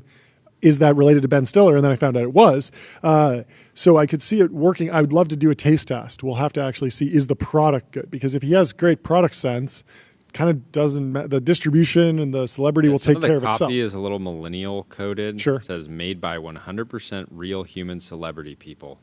Okay. Yeah, that's a little. And the copy on it says no fake stuff. Okay. And crowded category. Yeah. Just they're competing with Olipop and what's the other one? There's been a huge lineage of trying to make a product that's free of sugar, free of fat, free I would say I would have been carbs, incredibly bullish on this company if it launched in 2019. Yep. But launching into a category that Pepsi's already going to buy their one, I'm sure Coke will eventually. I mean, I believe Pepsi already has Poppy, which was a direct competitor to Peppy. Wait, there's Poppy, but then there's Pepsi bought Poppy. You could imagine Coke buying Olipop. Yeah.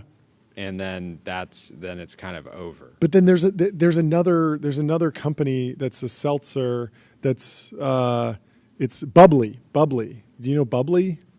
Bubbly sparkling water. Who owns Bubbly? Yeah. Well, we should get Ben on the show to talk about Stillers, and we should get Tyler. Bubbly was incubated by. We're gonna. Yeah. Bubbly was incubated by PepsiCo to compete with like the Spindrifts of the world. And remember the big boom in seltzers? There were a whole bunch, Topo Chico and a bunch of other products that were really popular in offices in 2017. Corporate offices, people would be drinking LaCroix all day long. Bubbly was like their answer to that. I don't know how it actually panned out, but that's kind of interesting. But in much more interesting news, OpenAI, SAP, and Microsoft are launching OpenAI for Germany, a partnership to bring frontier AI to Germany's public sector through a sovereign certified cloud environment. We haven't rung the gong enough on this show. Let's ring it for OpenAI for Germany. There we go. And we got to hit it for Claude getting into the Microsoft ecosystem. That also happened. We love it. Well, without further ado, I think we have our next guest, Riley Walz, in the Restream waiting room. Let's bring him in. He has been being a rascal the last 48 hours. Riley, welcome to the show. How you doing? Thank you for having me. The most viral man on X. The current thing. Yeah, take us through the current thing, the current project. What'd you build? What inspired it? What's the reception been? Are those GPUs on fire? Are the servers on fire? Is it staying up? Walk me through it all. Yeah, we've got a project kind of going on. Yesterday's project was I figured out you could scrape the parking ticket system in San Francisco to reveal more or less the real-time locations of parking officers as they wrote tickets. Okay. So I made a website called Find My Parking Cops. Looks very similar to Apple's Find My Friends. Yeah. And yeah, you can see where the cops were as they travel around SF. Take me a level deeper on the technical. What inspired this? Oh yeah. Did you get a lot of tickets? Is that what inspired this? I actually don't even have a car. But my roommates, all of my friends have cars, and yeah, you hear a lot about tickets. It's pretty notorious in the city. So. Yeah. Take me through one layer deeper of the technical side. Is this just a function of the SF parking ticket office integrating with some sort of IT or ERP system that basically as soon as the ticket's written, it gets loaded into a database, and then is there a public API? Is this stuff that you can just look up on like an actual website, or are you finding like an entirely private API? Yeah, it's all public. The magic is right when they write the ticket, it goes up online, and you have to enter the ID number to be able to see the ticket. Like there's a website you can pay your ticket, and when you pay it, you can see a copy of the ticket. So I figured out that the ID numbers for all the tickets were predictable, meaning that like there's a pattern to it. So I could I knew kind of the pattern, and I could see, okay, like this ticket, just simplified a lot. Like if like ticket number like 83 was just written, I know 84 is going to be next. So I just keep checking for the next one. There's a little more technical than that, but like, it's pretty magical when predictable IDs are a thing. Like there's so many cool ideas you can scrape knowing that. So. Talk to me about your actual workflow. Are you using vibe coding tools? Before that, what's the current state of things? SF, obviously. Oh yeah. You could potentially really, if enough people in SF started using this, it would be I would hope that the mayor would write you a letter of recommendation for this. Like you should win a medal for this. Yeah, you should. This is the highest calling. Yeah, you should get the key to the city for this. But what's the actual response from SF been, if anything? Yeah, so I do websites like these that are provocative a lot, and I think a lot about framing it and like how I want to present it to people. So I thought this would be maybe a little like mildly viral among people in SF, but it actually went pretty viral like around the world yesterday. Within 4 hours, the SF government mobilized and they changed their site to prevent me from getting the data. Like only 4 hours it took for them to prevent me from make the site useless. So yeah, the site is not up anymore because they changed the way that the data. Those 4 sweet hours though were everyone was free of parking tickets. It actually is. If it had gone less viral and people hadn't, if they hadn't noticed so quickly, I can imagine this being somebody's pulling up, they want to grab a coffee, they just check the map, they can run in and out. It's I can see it actually being pretty valuable. Yeah. Walk me through some of like how you like to build these projects, how you like to host them, what problems you typically run through. Would love to know just a little bit about your stack these days. Yeah, I mean, use AI a lot. It makes things so much faster. I have like a gazillion ideas. These are all sticky notes for different like data ideas I want to make. So just kind of every weekend I'll try to knock one off in my free time. You guys talked about, you saw the other one I made, Panama playlists. Oh yeah. You did that. You did that. Okay, we're on that. You scraped my data. I'm glad you. I was wondering like, how did I make the cut on this? Like these are some big people on there. Yeah. What was the secret to that? Because it only. Yeah. Was there any strange fallout? I mean, it was hilarious to read into people's music tastes. You wouldn't have noticed this, but the playlist that I had public that you featured was like 7 songs I found that had like obscure references to venture capital. So when I saw it, I was like, I don't listen to any of it. When did I make this playlist? I don't listen to any of these. In like 2021, I had just started collecting or whatever.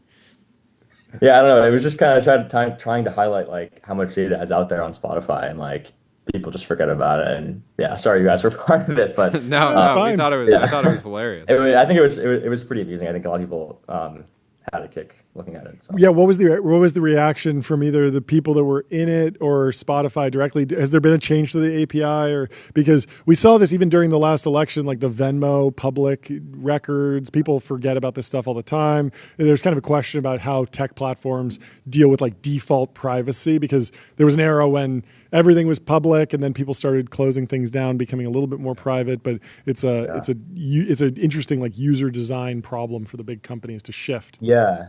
Yeah, in case your audience didn't see it, I scraped like the public playlist and listening data of notable figures on Spotify, and like they're like, you guys were on it, like Sam Altman was on it, a bunch of politicians like Mike Johnson and JD Vance, and like so many people just have stuff open on there. They haven't changed stuff yet. I feel like Spotify probably will change like the default behavior of playlists, because right now they're public by default, which is kind of crazy. Yeah. But yeah, I mean, it was a lot of people took their playlists down. Sure. Kind of was interesting to see, like kind of a lot of people embraced, like Palmer Luckey. He was like, yeah, these are my songs and I love them. Yeah, it's great. It's great. So did you have to guess some sort of code, or did you just literally just search my profile and then it was there? Yeah, I mean, for you guys, a lot of it was just like real names. I just searched your name and then I found a profile with your picture. And like probably it's him, because then I could see like you guys followed each other or something probably. Walk us through some of the other stuff you've done recently, and then I want to talk about specifically what's the most underrated project or most underappreciated project you've worked on where you love it, it's one of your dearest children, but you feel like it hasn't gotten enough love.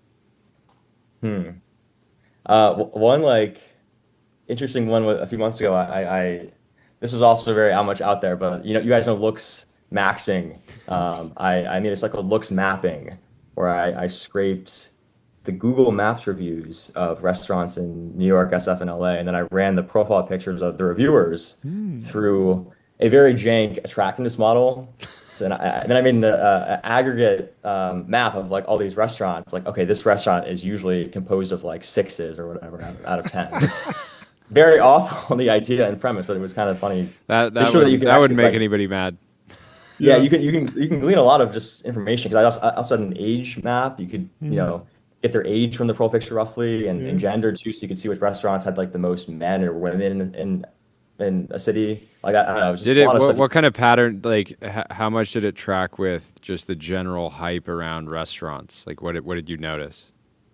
Yeah, I mean, like the oldest restaurant in SF is at a country club. Like the most like male restaurant is a gay bar. The most female one's like a brunch spot. Like it all kind of fits when you look at it. Predictable. That feels like a product that maybe it needs a little polish, but could just be something that would actually add value to the Google Maps experience. Yeah. Have big tech companies reached out to you and said, "Hey, come work for us"?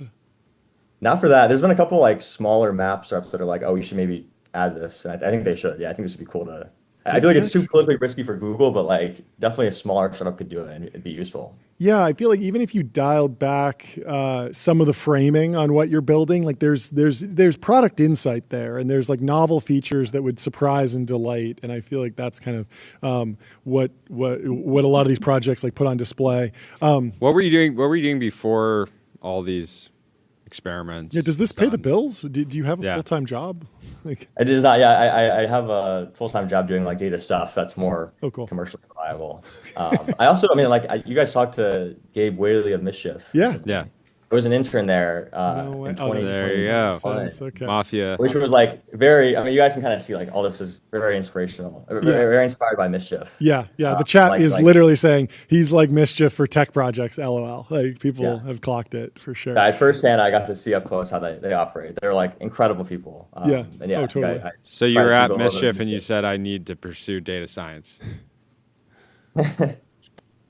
Yeah, that was my calling. I think data is like really cool, and it's cool that you can combine it with like Mischief elements to make like weird things like this parking. What are let's I don't. It feels like you could talk through some ideas you have without giving away too much alpha, just because a lot of I don't know if I doubt people would steal your ideas, since a lot of them are like don't make or you're not doing this to make money. But you want to talk through any workshop any with us? Yeah, let me see. What you got on the board? It's like one like terrible idea that I'll probably never build because it's awful. Is there's a OpenAI has like a API endpoint for like how like a moderation endpoint for how bad a piece of text is. It will like return back like a string of like, is this harassment or is this like racism or whatever? I don't know.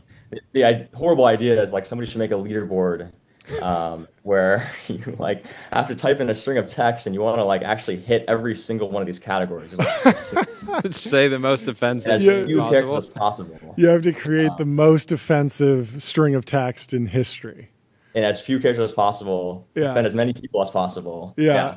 Horrible, but horrible, but certainly I think you might not need to disclose what was actually said. You could have it be anonymous, but it would certainly spark creativity. I mean, Rune was talking about this, how there are certain strings of text that just go viral every time they're posted, no matter when they're posted, no matter who posts them. These little insights, we did this project Banger Archive where we took the best posts by certain people, just screenshotted them and just said banger, and they would get another 10,000 likes every time. Yeah, we had posts that would get 50, an order of magnitude more likes than the original post. And it was like a Naval post about like, you should work like a lion, like, take rest and then work really hard. And it's just like these universal truths that like just continue to deliver value. What else you got? What else you got? What else is on the board? Give us some other stuff. Because I feel like 4chan would like one shot your leaderboard. They'd figure out there's 4 words, you put these together and you make every person on earth mad. Yeah, no, it'd be terrible. One idea, this is something I asked you with parking tickets here. I also found out that like vandalism citations have like a similar setup in the city. So I was able to scrape like 500,000 pictures of graffiti that cops took. Oh, interesting. So I just think it'd be cool to make a website that shows graffiti art through the lens of a cop in San Francisco.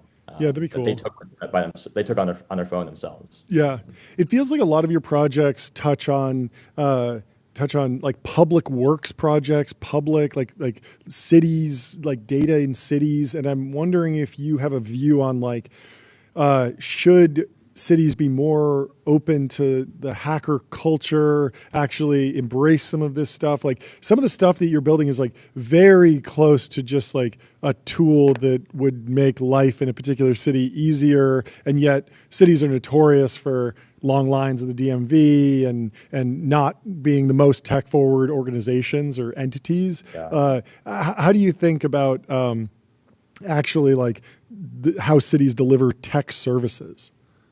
Yeah, I think there's a lot there. Like, I think the SF government actually has a pretty good handle on this. They have lots of data sets that they publish pretty frequently, and there's a lot to work with there. Like they publish like 911 calls with like a 10-minute delay. You can see kind of like an anonymized data set of what people are calling 911 for, which is kind of cool. Like there's lots of things like that nobody really knows about, but there's things there. Would you like in a perfect world? In a perfect world, would one of these you do it for fun and then you discover some like enduring business, or do you like just doing one idea after the next? Yeah, I mean, all these ideas are just things I find interesting to myself, and usually that means somebody else will find it interesting too if I post it online. I think it's just like an outlet to be creative, and it's nice to have just saying for like work, and like this is more fun work. Yeah. But yeah, no, definitely would be cool if something like that happened. Any ideas? Are you capital constrained on anything? Like if you had 25 grand, you would do, because I feel like at this point there's enough people, ourselves included, we would as long as it was not offensive, we would happily chip in to make possible. There is, yes. I need 33K for a project next May for a very fun stunt in San Francisco. Okay. If anyone would like to, we should talk. Yeah. All right, let's talk. We'll talk offline. We don't want to spoil it. Last story I want to talk about. I didn't put it together until just now that you're the person behind New York's hottest steakhouse that was fake. Tell me that story, because I remember it happening and I didn't put it together until just now. Yeah, you talked to my co-conspirator Moran, the archaeology guy. Oh, no way. Wow. Yeah, no, that was an incredible, like one of the best nights of my life. We had so many things go wrong, but like somehow it just happened to go right. We long story short, we lived in a house together in New York. Moran made steaks, and then we made a Google Maps listing called Moran Steakhouse. And then all our friends started writing these bizarre 5-star reviews.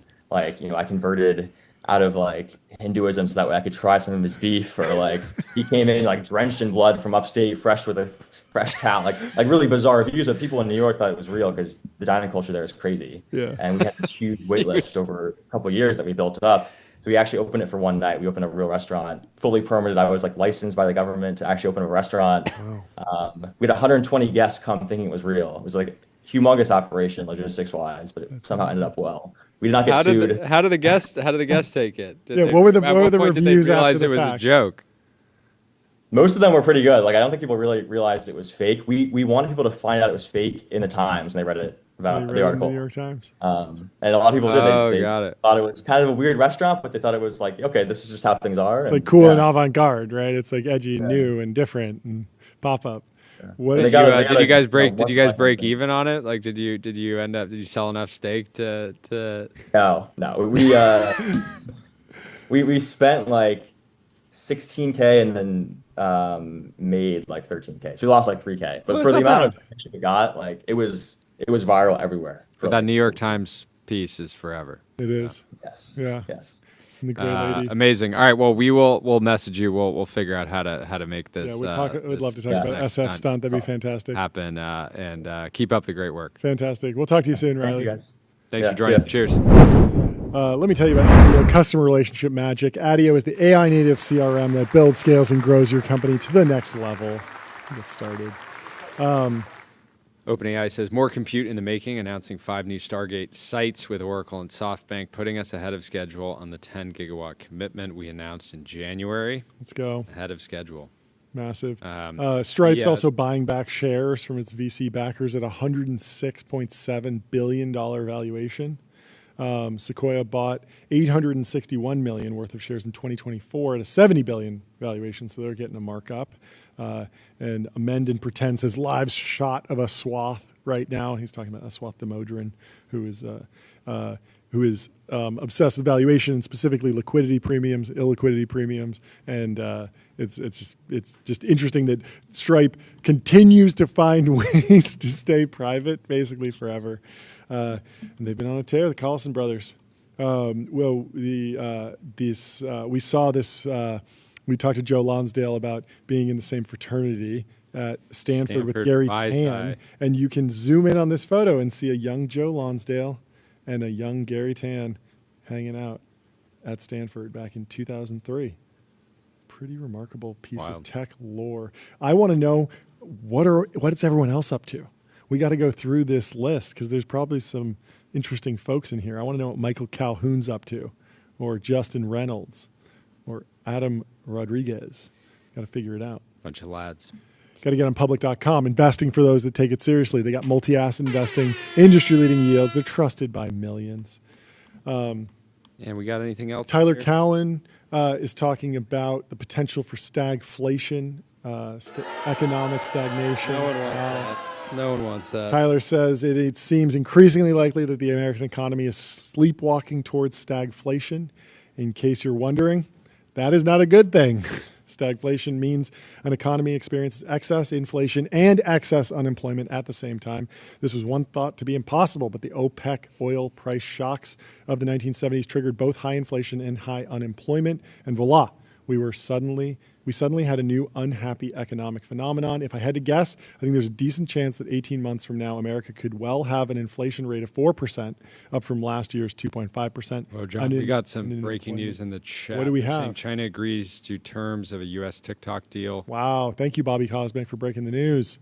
Thank you. Hello. Thank you, everyone in the chat, for keeping us up to speed. Is this not a little worrisome that they're agreeing with? You know? Maybe seem to have historically had a pretty hard line. Well, pull up any more information while I tell think everyone there is. about AdQuick.com. Out-of-home advertising made easy and measurable. Say goodbye to headaches of out-of-home advertising. Only AdQuick combines technology, out-of-home expertise, and data to enable efficient, seamless ad buying across the globe. I want to tell you how Steven Spielberg works. Steven Spielberg says, before he goes off to direct a movie, he always looks at 4 films. Can you guess what films he watches before he goes out and directs a film? 7 Samurai, Lawrence of Arabia, Borat, Dark Knight, what was the other? Mountainhead, and Office Space. Right? Those are the movies you've seen? Yeah. No, he does 7 Samurai, Lawrence of Arabia, It's a Wonderful Life, and The Searchers. Have you seen any of those? Lawrence of Arabia. Lawrence of Arabia is a fantastic movie. Tyler, have you seen any of those? I've seen all of them but The Searchers. Same with me. No, I have seen it. You've seen The Searchers? I've seen it, yeah. You need to give us a review on that. I need to check that out this weekend. I've seen 7 Samurai. All right, since you've seen it, name every scene. Yes. Desert. They're just in the desert. Is there a tech equivalent of this? Before you start a new company, study the greats. Listen to these 4 Founders podcast episodes. Who are you listening to? Pick 4. Top 4. Edwin Land, Steve Jobs, Gaston Glock, and probably Rockefeller. You gotta throw Gaston Glock in there for sure. Underrated. And the Chicken Finger Dream. You got to get up to speed on the Chicken Finger Dream before you start your next company. I think every founder should have 4 Founders podcast episodes in the chamber before they go out to raise, before pump up speeches. Or if they need to run through a brick wall. Yeah, if you need to run through a brick wall, that you need to have your top 4 Founders podcasts ready to go. So when you hit the road, when you check into the Rosewood for your Sandhill tour of pitches, you're ready to go. And you're also wearing a fantastic timepiece on your wrist that you picked up from getbezel.com, because your Bezel Concierge is available now to source you any watch on the planet. Seriously, any watch. In other news, Palmer Luckey says that Mod Retro has teamed up with Ubisoft to re-release some of their greatest classics, starting with Rayman. It has some of the best graphics of any Game Boy Color title. Late cycle developers truly mastered the hardware. It shipped months after the Game Boy Advance was announced. So congrats to Palmer Luckey on a new deal for Mod Retro. Company's been on a tear. Very excited Palmer for Luckey M64. Also hit the timeline yesterday, quoting a Meta post that see how U.S. national security agencies are using Meta's Llama models to develop bespoke tools for America's military and intelligence professionals. It is crazy how much the vibe has shifted. Entirely. That Meta would have imagined if Meta posted something like that in 2016 when Palmer was there for a couple months. Yeah, would have been crazy. Palmer says, added to the quote from the announcement, we're also supporting U.S. national security through our work developing augmented and virtual reality technologies. Through our partnership with Anduril, we are developing a range of wearable products to help maintain America's technological edge. You know what I've missed recently? Singing. There hasn't been enough singing on this show, so we got to bring it back. Find your happy place. Find your happy place. Book a wander with inspiring views, hotel-grade amenities, dreamy beds, top-tier cleaning, and 24/7 concierge service. It's a vacation home, but better. We got to get Tyler to chime in when we're singing. We can close on this post. Vinny Daniels says, I'm seeing parallels between NVIDIA and the Medici Bank failure of the 1490s. Who isn't? People are having fun drawing comparisons. Lots to the dot-com boom.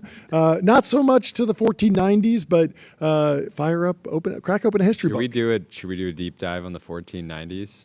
For sure. We should definitely read about the Medici Bank failure. Tyler, you in? Get out the red string. I was going to say, I see a parallel between NVIDIA and the rise of the Roman Empire. early on. Okay. Okay. Taking over everything. Okay. Who is Jensen? Is he Caesar? Or the rise of Genghis Khan, the Mongols. Maybe. Anyways, that's a fun show, folks. Thanks for tuning in. Hope you have a great Wednesday. A fantastic rest of your day. We'll